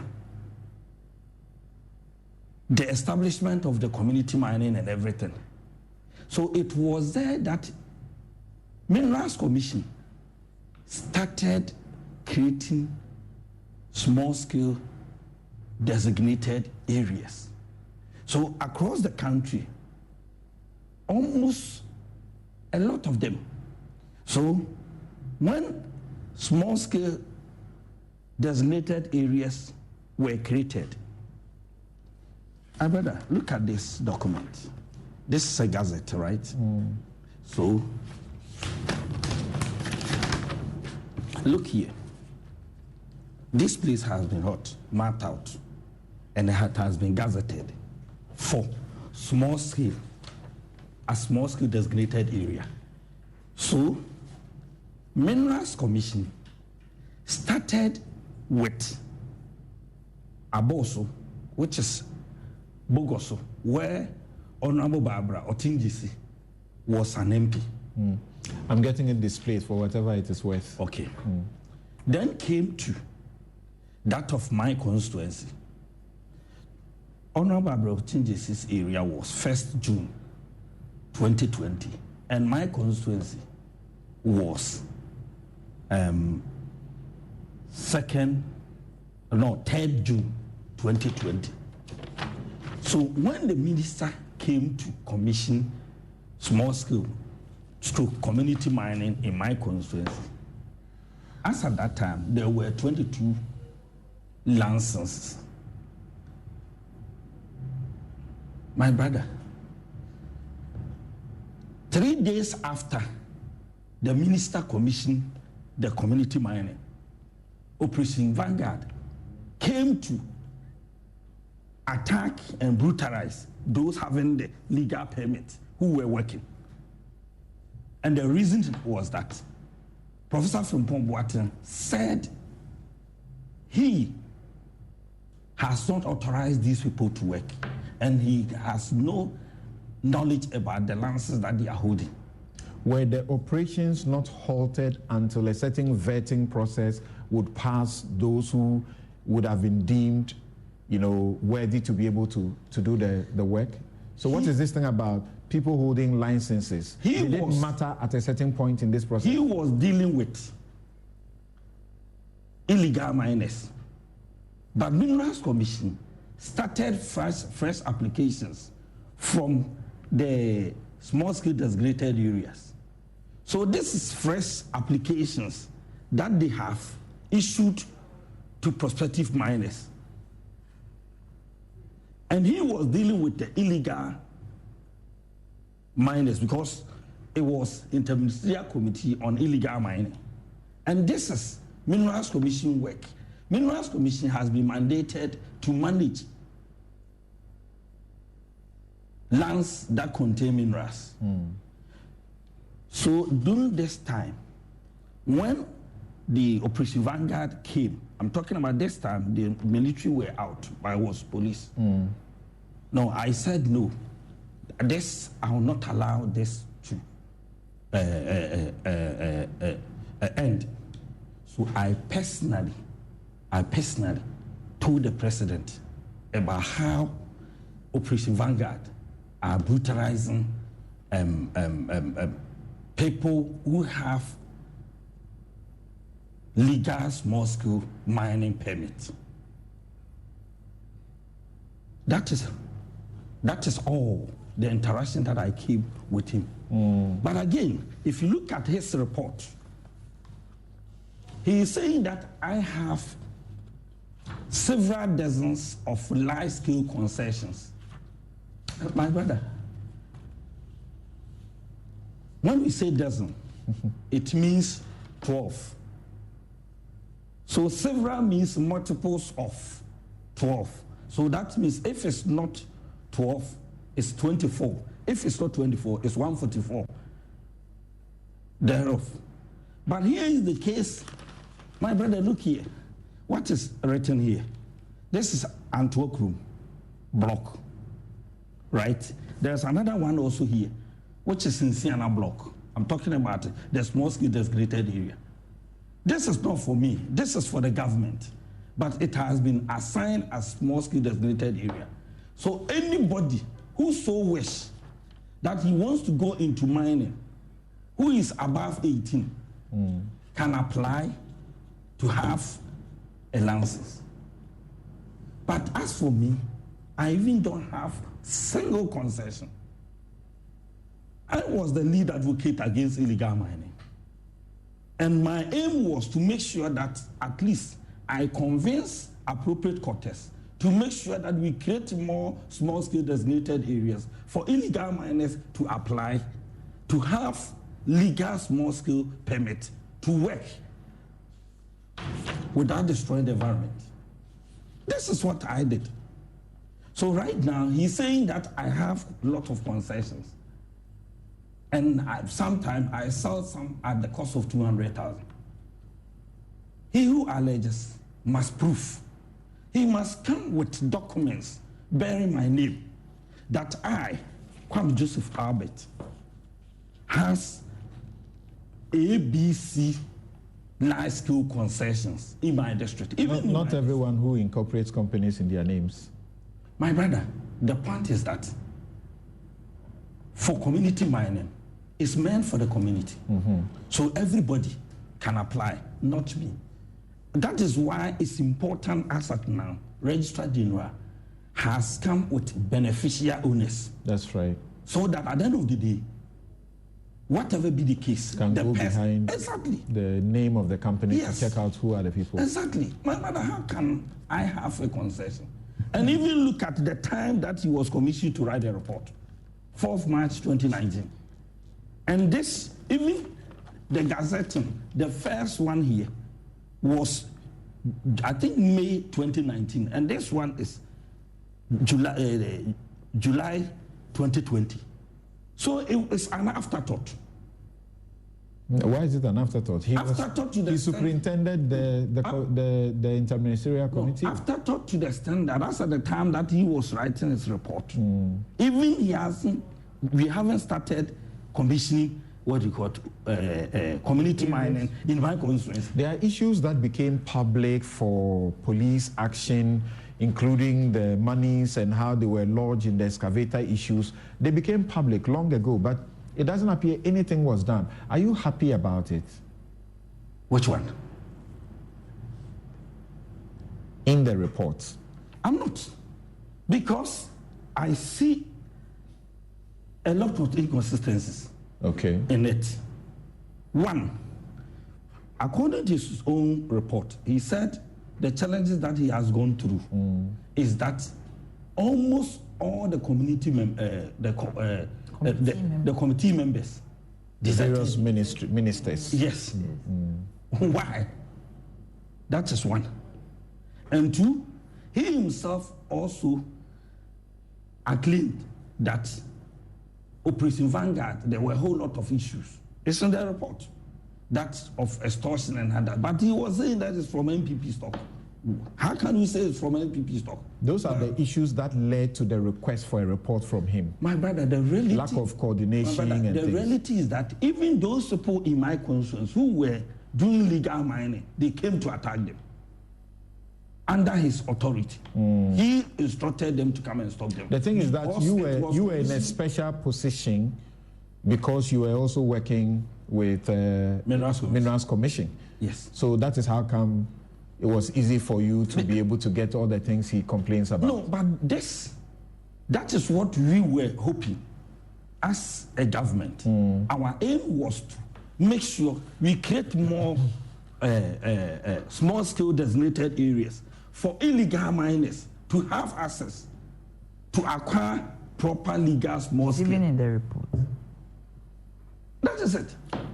So you know something, when I hear all the reactions, and I'm going to Ken now, because we must end this discussion and talk about journalists, the things that affect media people too. I wish there was sufficient time to go into the detail one after the other. When I hear they talk about, people have, or companies have licenses to do what they have to do, and they were being stopped and so on. Some of these things are not really new. And there was a story that was done, for example, by Adom FM sometime back, concerning one of the companies that has been named here, CNG Alaska. And immediately they sued. But there was evidence to show that whilst they had been giving certain licenses, they were doing things that the license did not permit. So the same Forestry Commission, the same Minerals Commission were writing to them and telling them that they were doing things that were not allowed. I'm holding some of these letters in my hand here. We really don't have the time to go through all of them, but look at this one, for example. Forestry Commission, this Forestry Commission letter in the Western region, and they write, and it's titled Application for Forest Entry Permit for Upper Wassa Forest Reserve for Messrs. C&G Alaska Company Limited.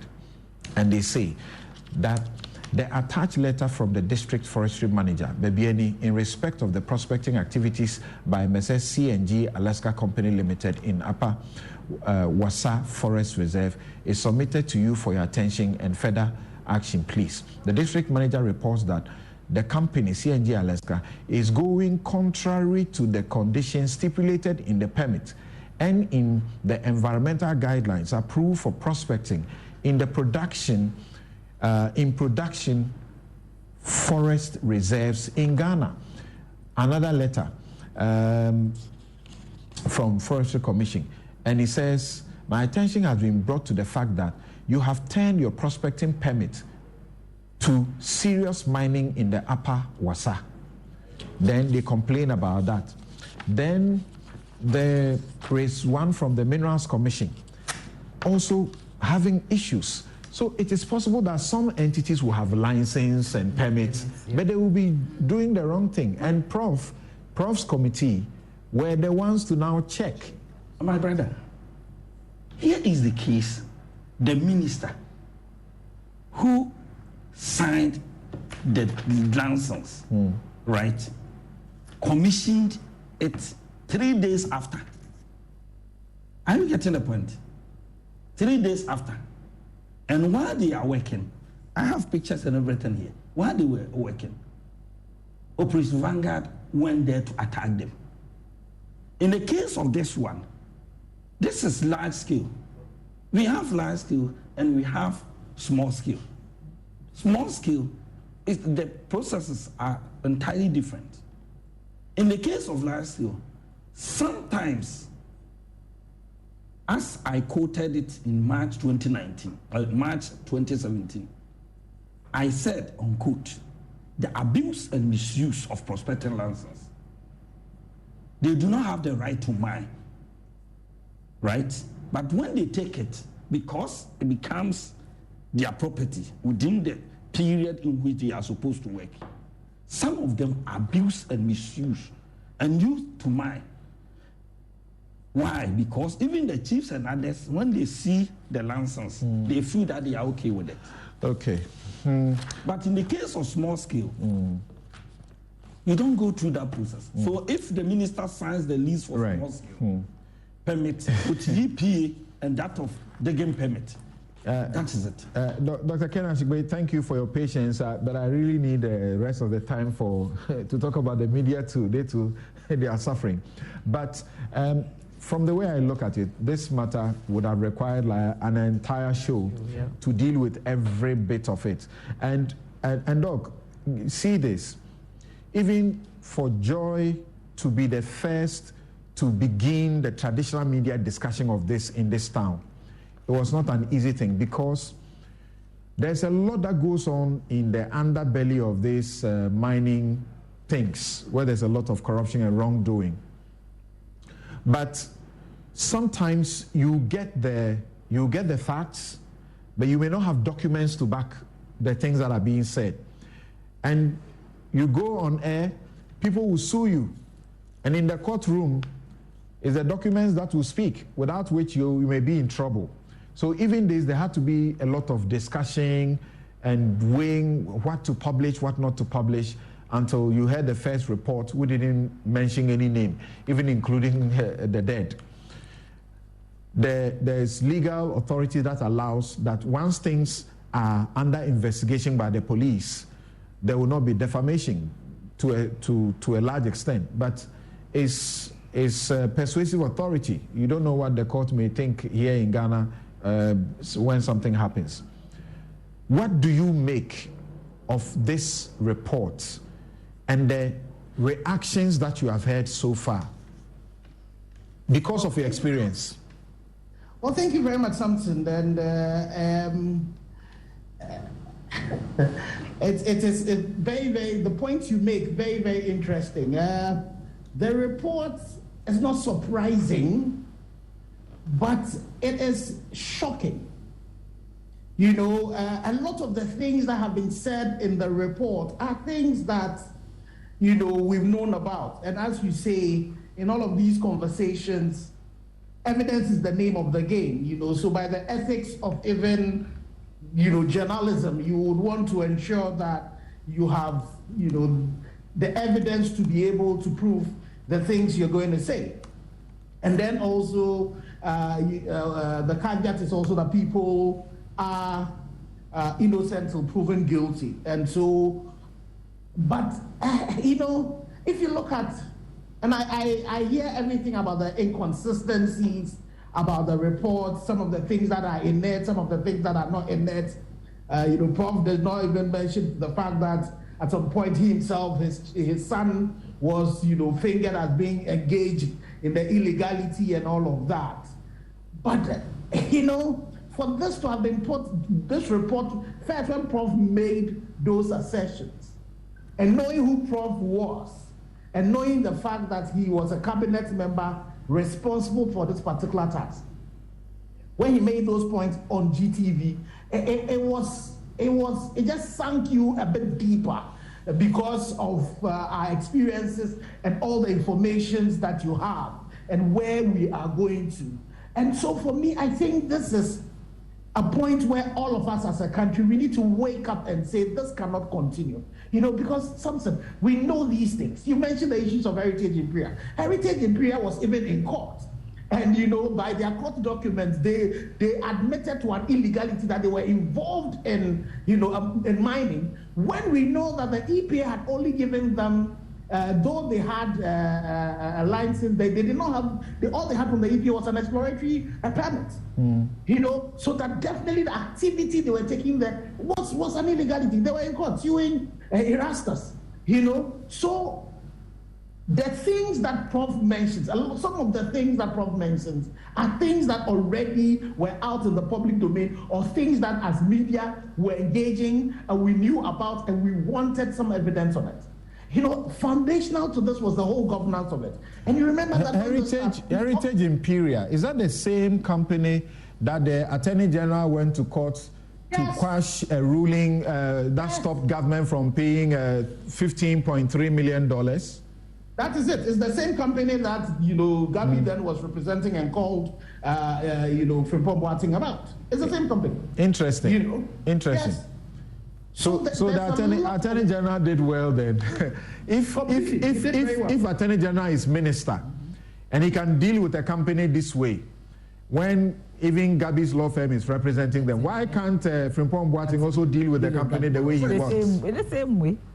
I completely hear you, and that's why I'm saying that, you see, the interministerial committee, when it was set up, one of the things that we raised as Media Coalition was that there were constitutionally mandated bodies who were supposed to do the work that they were supposed to be doing. Then you bring an interministerial committee that really lacks legal, you know, basis, you know, to then come and so this conflict was going to be, you know, was bound to happen. And you see that being thrown, you know, in the report. And the major foundational things that you know, there is a cabinet directive, and people flout it, and nothing seemed to happen to it.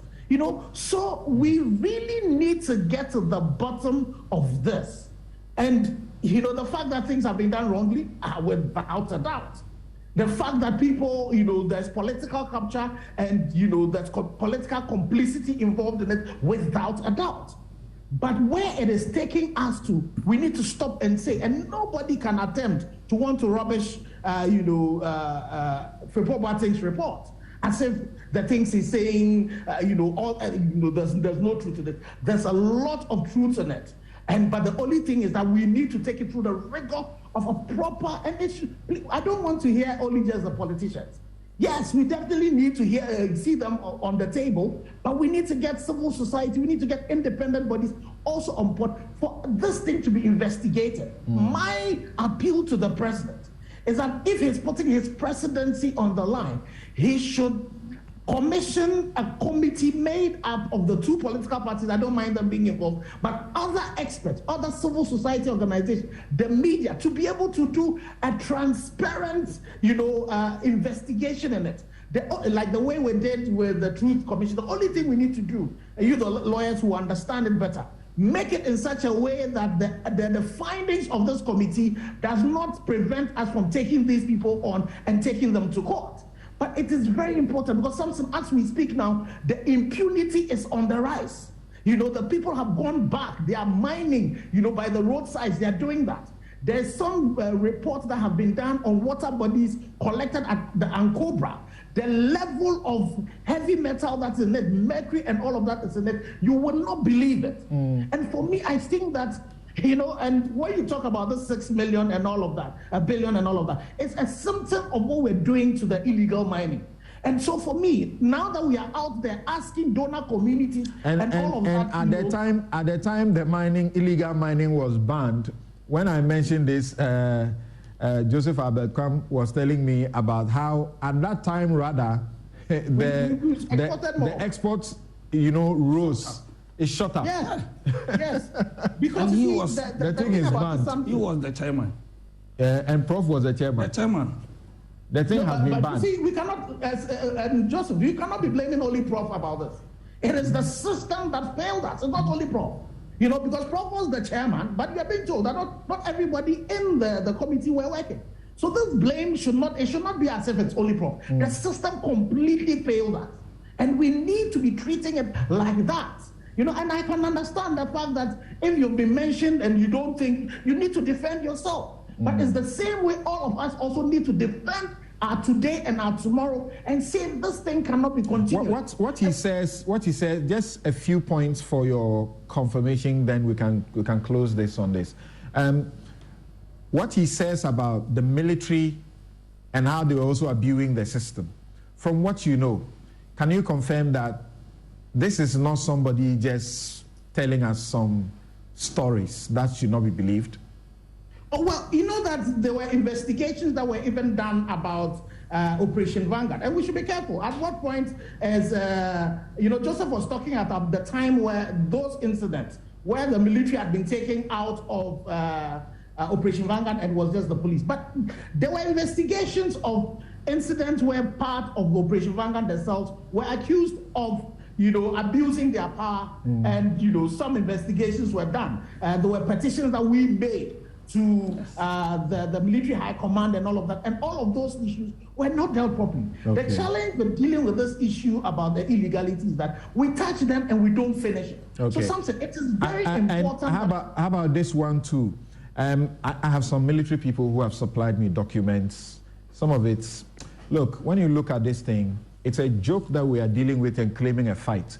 Now, when he says the greatest danger to the forest of Ghana was Sir John, from your experience, what can you say about that? So the Forestry Commission were one of the people involved in this particular fight that were not playing ball. I remember, for example, when it came to heritage in Priya, for example, we petitioned the Forestry Commission, the EPA, the Minerals Commission, asking for information. We wrote several letters. The two of them gave us all the information we wanted.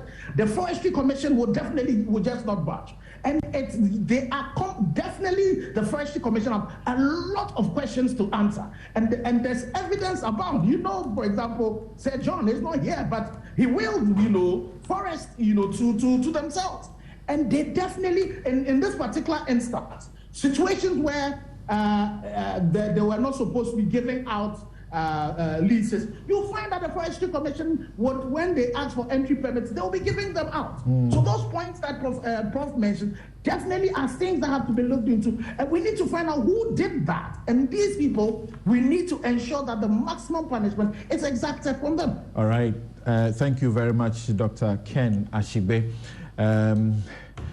The things we have seen, if we spoke about all of them, there'll be trouble. I've seen documentation where at least like 32 military officials who were also down there, part of the Operation Vanguard, who were being starved, giving 20 cedis a day and all of that. They had issues and reports that they filed seeking intervention to help them. You know, all of it was ignored. These things about people having licenses for something else and doing what they are not allowed to do. You see all of that. You see, you know, contracts, memoranda of understanding between the soldier, the army, and companies to take army officials to the field to give them protection. You know, so you sit back and ask all of this. Some of the things we hear and see, from the benefit of what we know, it's a big joke. And the president's presidency, if he really wants it to be on the line, I'm sure he has all the information and he knows what to do. Thank you all so very much for your time this morning. My guests for this segment have been Dr. Ken Ashigbe, convener Media Coalition Against Illegal Mining, Dr. Yao Graham, coordinator Third World Network Africa, Dr. Steve Manteya, co-chair Ghana Extractive Industries Transparency Initiative, Joseph Albert Kwam, former MP Manson Kwanta, and Nanaya Achimpim Jantwa, a general secretary of the CPP. She has a big issue with the duopoly and the way the media promotes them. We take a quick break. We come to examine the state of the Ghanaian media 2023. Thank you once again.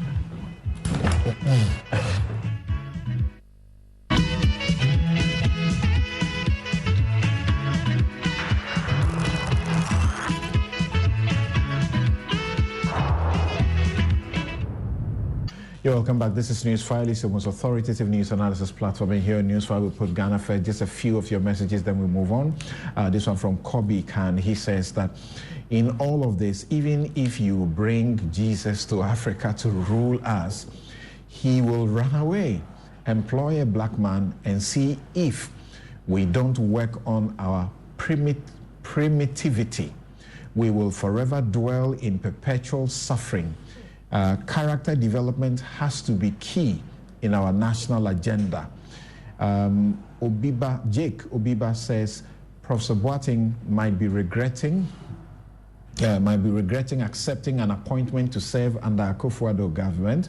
Look at these boys calling him names simply because he mentioned their names in the report. The revered old professor's good name has been dented. Not everybody thinks about him that way, please. Stana says, why is Professor now bringing the report to Ghanaians? I'm not sure he's the one who brought it to Ghanaians. We don't know who leaked the report.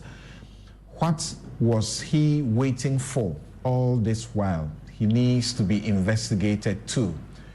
Holali Mens, what was Albert Kwam's business in reporting Professor Frimpong Boateng to the president if he had no stake in there?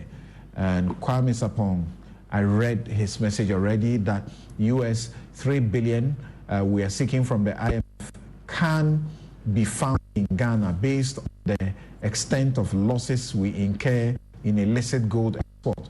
Why are we allowing them to fleece us and then dip their hands into our savings in the name of a DDEP? Why? Okay, this is Kwame Sapon. I don't know if there is a last one.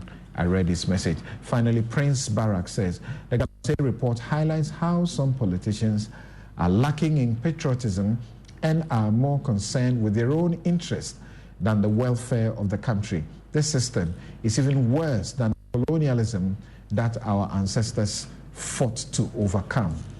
Thank you for your messages. Now, as you know, the Department of Communication Studies, University of Ghana, in collaboration with the Media Foundation of West Africa and with the kind sponsorship of the University of Ghana, College of Education, and the U.S.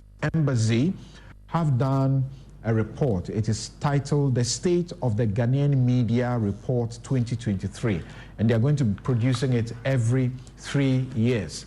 Here's a copy in my hand, and I say, if you are a media entity, if you are a media owner, if you are involved in this business and you don't have a copy of this, and you haven't read it, and you will not read it, you are not serious in the business.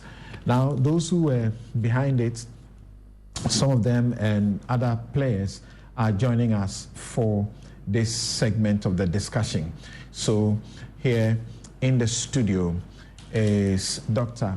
Abena Enimwa Yeboah-Banin. She's head Department of Communications, University of Ghana, Legon. Joining us by Zoom, George Sapong, Executive Secretary, the National Media Commission. Cecil Sunkwa-Mills is President, Ghana Independent Broadcasters Association. And Professor Amin Al-Hassan. He's an academic, but he's presently also Director General of the State Broadcaster. Ladies and gentlemen, thank you very much for making time to join us. Thank you. Right. So, first of all, Ghanaians have been expressing shock at the revelations from your report. But there are some who say they know some of these conditions. What prompted this, and why should we take this serious? Well, so background to this, we're celebrating 50 years at the department, and we thought that having led, media and communication scholarship and training over the past 5 decades, we were at the time where we needed to give something to Ghana that enabled the country to change the face of its media and communication ecology. Because you and I know that there are quite a lot of issues we complain about all the time when we think about the industry. So the State of the Ghanaian Media Report was that attempt at helping the country clean its act, if you like, when it comes to the media and communication industry. Why should it be taken seriously? Because our democracy, I dare say, needs a strong media to survive, to thrive, and to be to the benefit of all Ghanaians. And if we allow our media to go down the hill the way it is headed, we all may pay the consequences, even worse than we are doing now. The conversations you're having about Galamsey and whatever else is wrong with this country is partly because we may not have a media that has the wherewithal to be chasing the stories that hold leaders to account. And so we need a strong media to ensure that our democracy would be a good effort on our part. And we thought that this report is a tool in that journey. Right.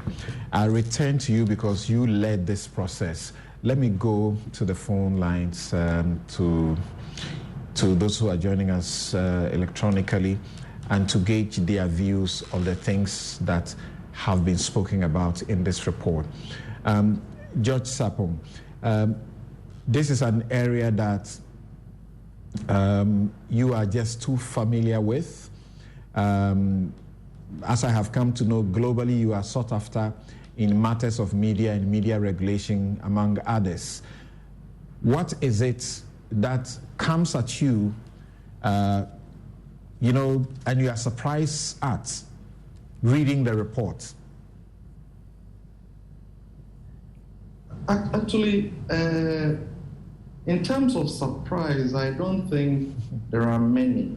But I think the great point is that they bring very thorough empirical research capacity to address something that all of us had some thoughts about.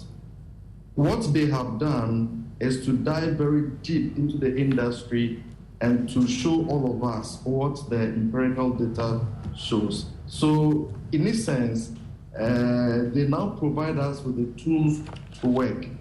All of us are then called upon to define the future beyond the reality that they have given us. So in short, I think that Abena and the team have accurately and in a very detailed, organized way documented the existing reality of the media. The charge on the rest of us is, where do we take this to? Right. My next question to you will be, you are concerned about the safety of journalists, but I suppose you may be as equally concerned about the issues of media ownership and regulation. In fact, regulation is your part of your work. Really, maybe. Now, the report finds some of the key findings that in Ghana, media pluralism has not necessarily served the public interest due mainly to concentration of media in a few hands. Media ownership is shrouded in opacity. There is a growing tendency towards media empire building. Political faces behind broadcast media ownership mean that partisan actors and governments can control public discourse. The NCA has a laissez-faire attitude to questions about transparency in media ownership. The current regime for broadcast regulation allows considerable power and influence to those whose conduct the media are supposed to check. Again, these are very important observations and remarks. But because NCA is not here, I think it's only fair that I put in a word because I understand, having served on their board for a while. NCA allocates frequency and manages the processes by some defined principles that are not exactly the manner in which analysts are looking at it. And so I think that we need closer engagement between researchers and the regulators so that all of us could be doing the analysis for us from the same framework. If you look at it very closely, the researchers are making a number of very, very important points. So let's try to decode them. On one hand, they make a case of opacity. If the system is as opaque as we believe, then we would need to explain how come we reach the conclusion that it is in the hands of a few conglomerates and it is politically influenced. Because we need to balance, if we make the claim that it is opaque and therefore we can't see, then it is tricky to arrive at certain conclusions. But what I think the researchers are saying is that, listen, whilst official information is scanty, there are other sources that we can construct to arrive at a certain tentative construction of the reality. And that in itself is bothersome. And so all of us need to work together to improve our data collection, our data presentation to match the reality. That's the way I read so that for example, I was going to say that, example, anecdotally, we know, or beyond even that, we know that, for example, the NDC was accused of, dishing out frequency authorizations like confetti. We have heard. And we know that once this government also came into office, they also started a process which many have seen as having been a process to issue out licenses to, the politically exposed. Meanwhile, there was the broadcast law that you were pursuing, all of us were pursuing, in which you thought it wise, or we thought it wise, to prohibit politically exposed people from getting licenses.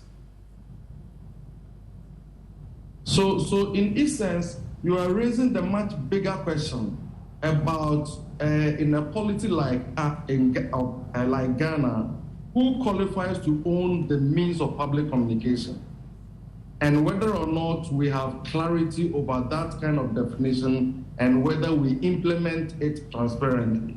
And I think that all of us need to work together to improve that situation.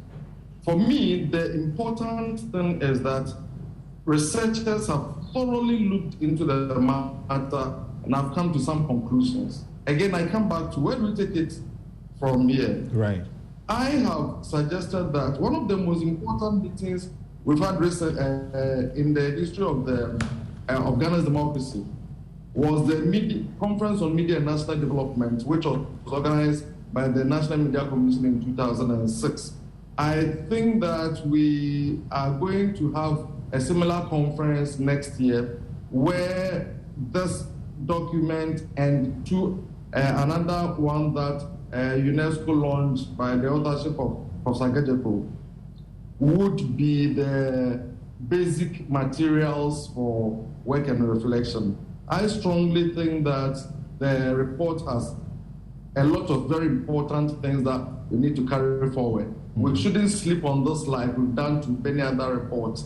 All of us need to deepen our engagement and make sure that the recommendations that are presented, they are taken serious. Right. I'd like to get you about a minute on this, and forgive us for the time. Actually, we are trying to see how we could do like a round table so that we bring perhaps all the researchers to the table and have an extensive time to pay attention to the issues that have been raised. The question of safety of journalists. Once again, you have a role to play as NC, the National Media Commission, because there's something you had sought to do. It doesn't appear it's yielding results, or that it is seen.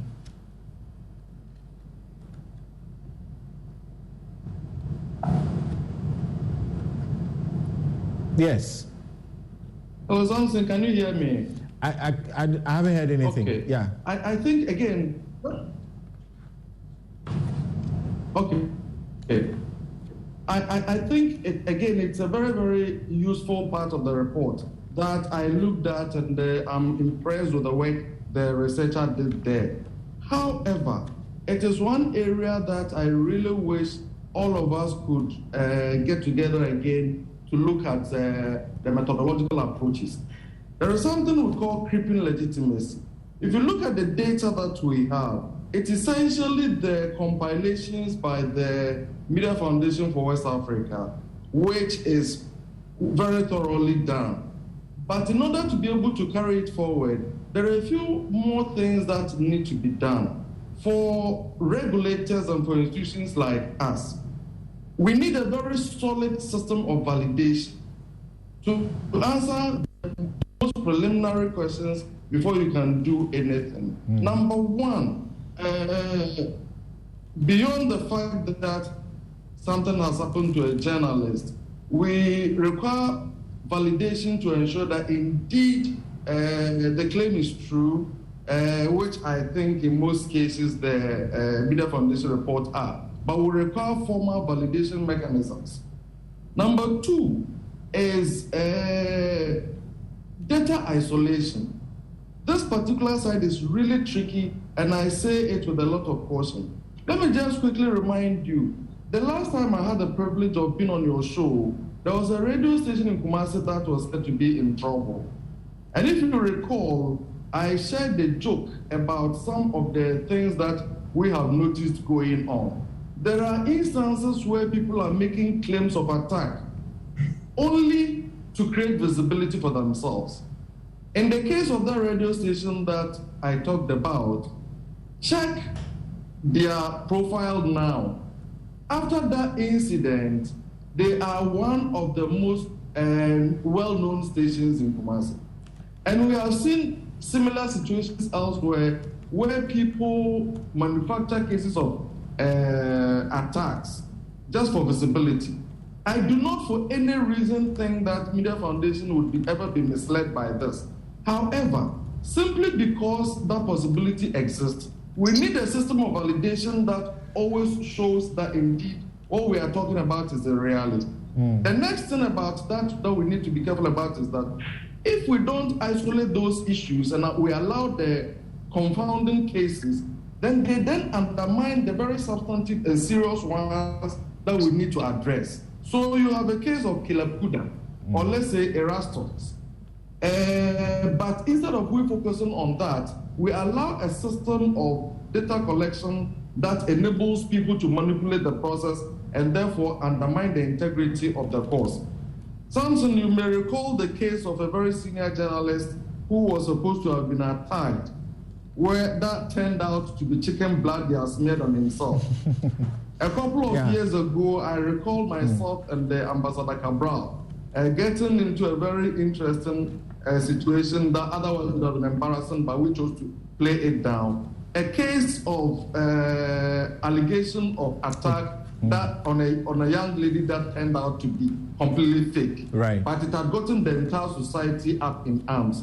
The point I'm seeking to make is that whilst we pursue the processes the way it is, let us also begin to reflect on the gaps right. and how we fill them. But I believe part of the concern is that the journalists need to know about your presence, they need to know about what you're doing, and if you are reporting, and this is a mechanism under the ministry which the government should have what it takes, if it's funding that is required, to be able to do it and do it well. Now, Cecil Sonkwa Mills, I can hardly hear you. I come to you now as someone who is sort of super overseeing all these independent institutions of media.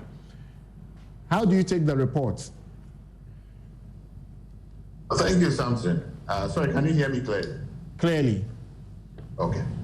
Thank you. I think this has been a very good report, if I should say maybe excellent, because I think for the first time, we ourselves as Ghanaians have taken a deep dive into our own industry and done some really deep research.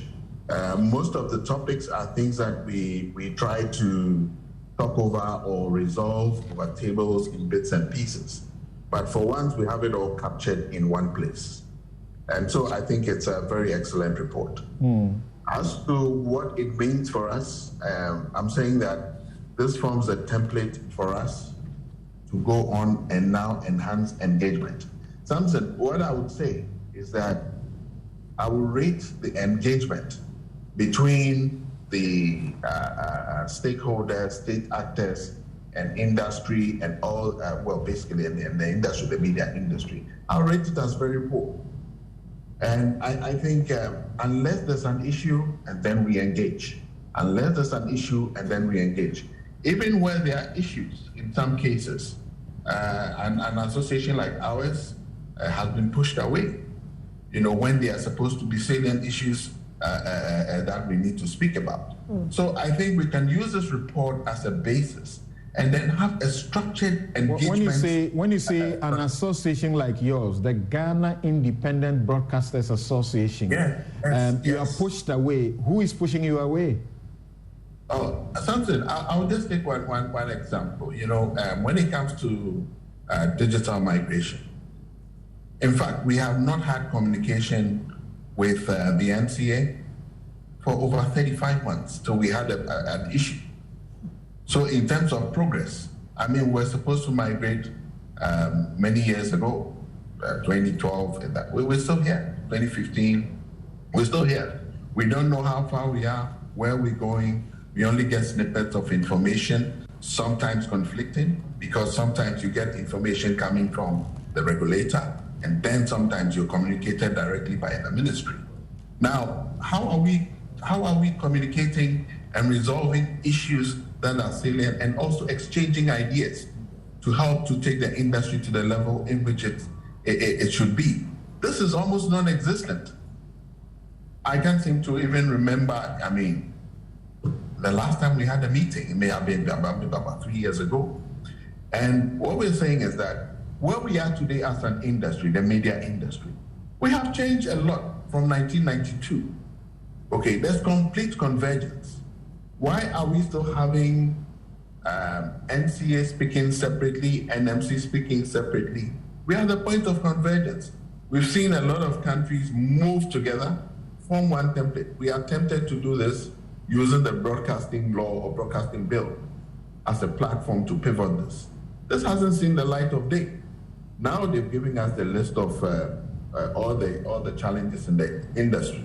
And I may ask, how are we going to deal with this if we don't have a united engagement platform which is structured and regular, that we can discuss salient issues? Well, we don't, even with rates. Well, then it's refreshing. Mr. George Sapon says there's going to be one such, gathering that will look at the issues. We are not looking for one gathering.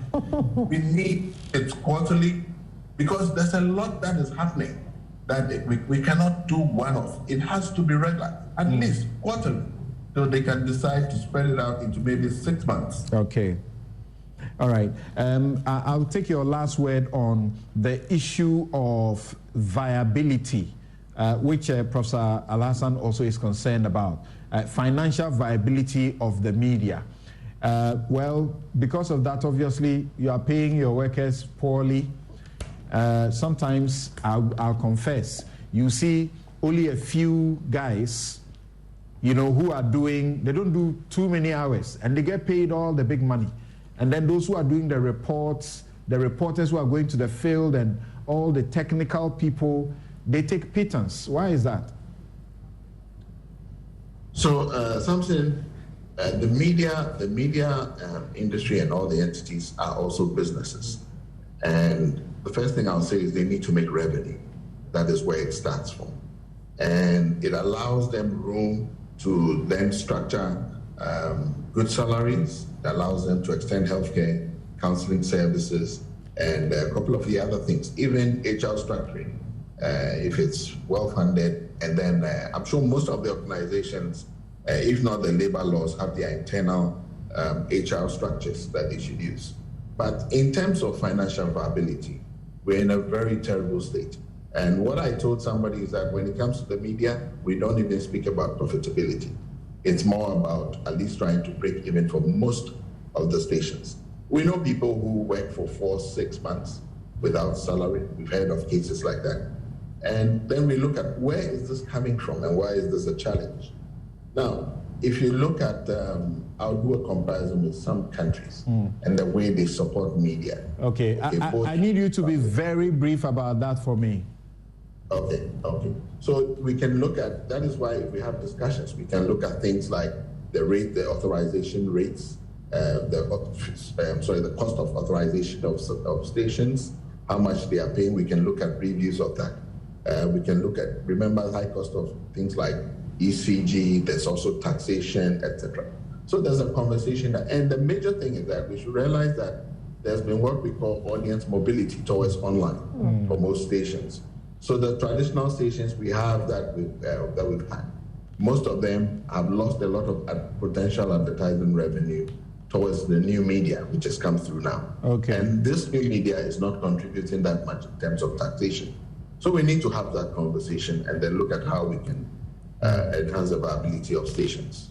Okay, thank you. And like I said, it's a promise. We'll get this done because this is a document that we cannot just scratch as we are doing presently and to leave it. So we'll do a roundtable with sufficient time, you know, so that we will deal with it as is required. Now, let me see what I can get from Professor Alhassan. Thank you once again for joining us. The complaint is that you are paying your workers poorly. I'm not talking about you as in GBC, but everywhere. That's the complaint. And but you have a major concern that if not addressed, there will be a difficulty, and that was your focus in the keynote address that you delivered at this function. Yeah, thank you very much, Thompson. I think this conversation is long overdue. And this report from the Department of Communication and the other report from UNESCO have all contributed to put this conversation back on national agenda. Simply put, it's a great risk to our democracy. If media, sustainability of media becomes a problem. The truth is that the trend suggests that things are not going to look good if we do not have serious regulatory intervention to ensure that what we now call legacy media and the emerging social media are fit for purpose in our democracy. You can't be paying journalists with the power to take over a microphone 500 cedis a month and expect them to be instrumental in ensuring that our public sphere is effective for critical public discussions over serious policy issues. We have to remember the constitutional obligation which says that the media has a responsibility to hold duty bearers accountable. Now, how do you hold a duty bearer accountable when that duty bearer can easily dole out your 1 year salary to you quietly? If you give a journalist 2,000 cedis, that is his almost 1 year salary 2,400. You can't have a democracy with this type of media. And that is the concern that we have, that we must have a national conversation to see how the private media, the community media, the public media are sustainable financially to ensure that their workers are properly paid so that they can have the honor to serve our democracy. You know, this concern that you have, the traditional media is still very important and has to continue, but with the financial muzzle. So what can be done to ensure that things are improved from where you sit as a manager, not as an academic? No, I think that we should remember, I mean, there's a debate about concentration of media, the fact that we have too many media outlets in the country. Others have disputed that we need to have a better form of, and I think that NMC, the Secretary, has made a very important point earlier at a different forum, pointing out how we need to measure media concentration. But what is very clear, at least even for the a layman in policy, on media policy, is the fact that there appear to be too many media outlets competing for the little advertising revenue. The nature of our democracy is that private media was supposed to depend on advertising revenue. We have seen, and this one is clearly demonstrated by research, where there is a growth in social and online media revenue, and it is related to a corresponding decline in the revenue of the traditional media. And we know the population of Ghana. We know, yes, there is a digital transformation going on, but a large chunk of our population still depends on the legacy media or the traditional media.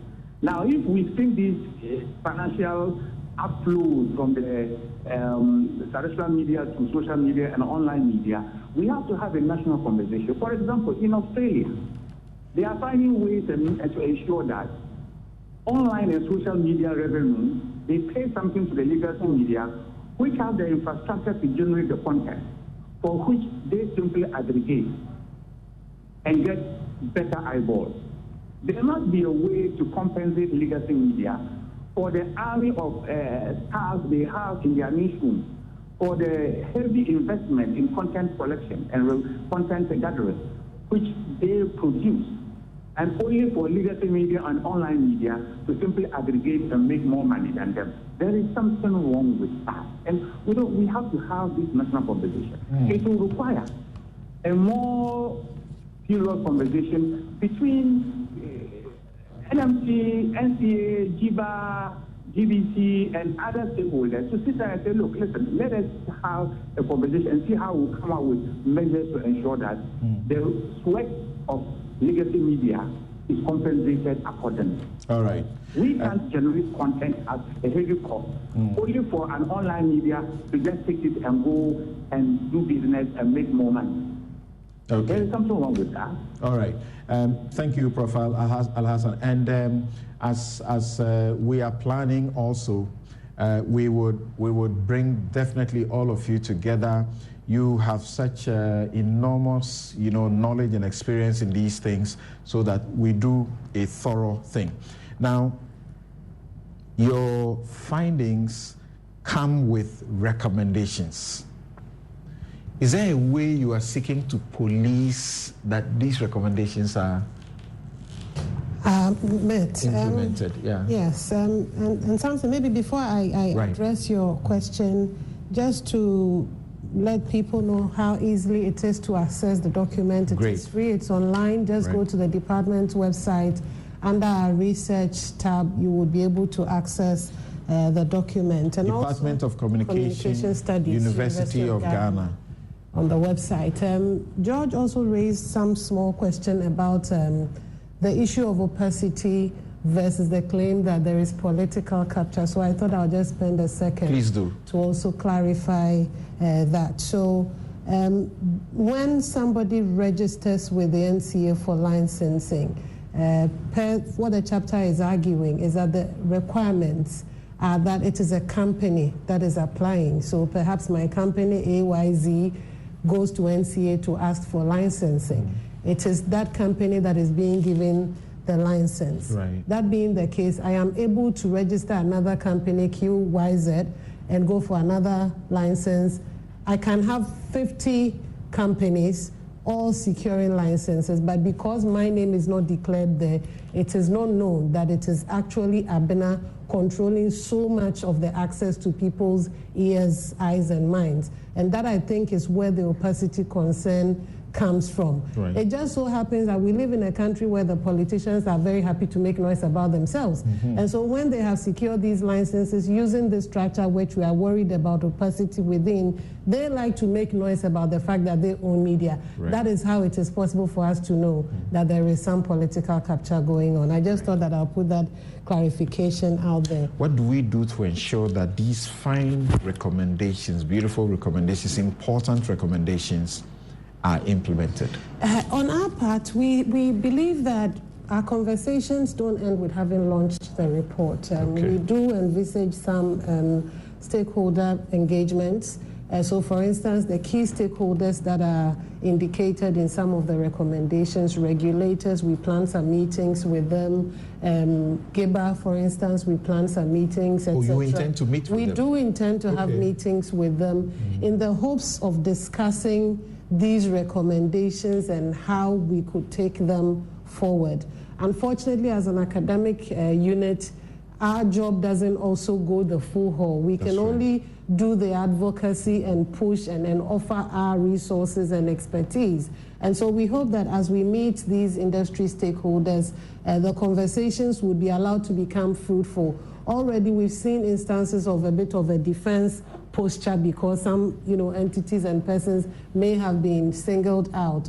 We hope that that wouldn't be the case. Our interest is in improving the media so that it supports Ghana's democracy. And so if your entity or institution has been pointed at, it was an accusation, let us see it as something we can stand on to do our jobs better, whether we be regulators or other industry stakeholders. I think that it is very important that there's a suggestion that you should try and involve Parliament. There's a parliamentary subcommittee we plan to seek audience with, and if we're successful at it, then why ever not? Okay, thank you very much, Doc. And the authors that you are going to find reading in this report, go to the website and find it. Professor Audrey Gajepo, Gilbert Tieta, you have Kweku Krobia Asante, Dr. Aurelia A.C., Dr. Abena Enimwa Yeboah Banning, okay, she's right here with us. Dr. Theodora Dame Ajintete, fantastic articles, some of them written together with others, not articles really, research work. Suleiman Ibrahima, Dr. Sarah Akrofi Kwako, Dr. Emeka Umeji, Reverend Dr. Dominic Ofori, Dr. Caroline Anane, among others. And you'll enjoy reading it. It's important. All media owners, people in the media, we need this. Thank you so very much for making the time. But as we said, we hope that this invitation is a standing invitation because we are coming back on this. We would be happy to be here. And Mr. Sunkwa Mills raised something about the quarterly, some sort of a periodic, frequent conversation. My anniversary planning committee is already busily planning something to that effect. So perhaps we'll have a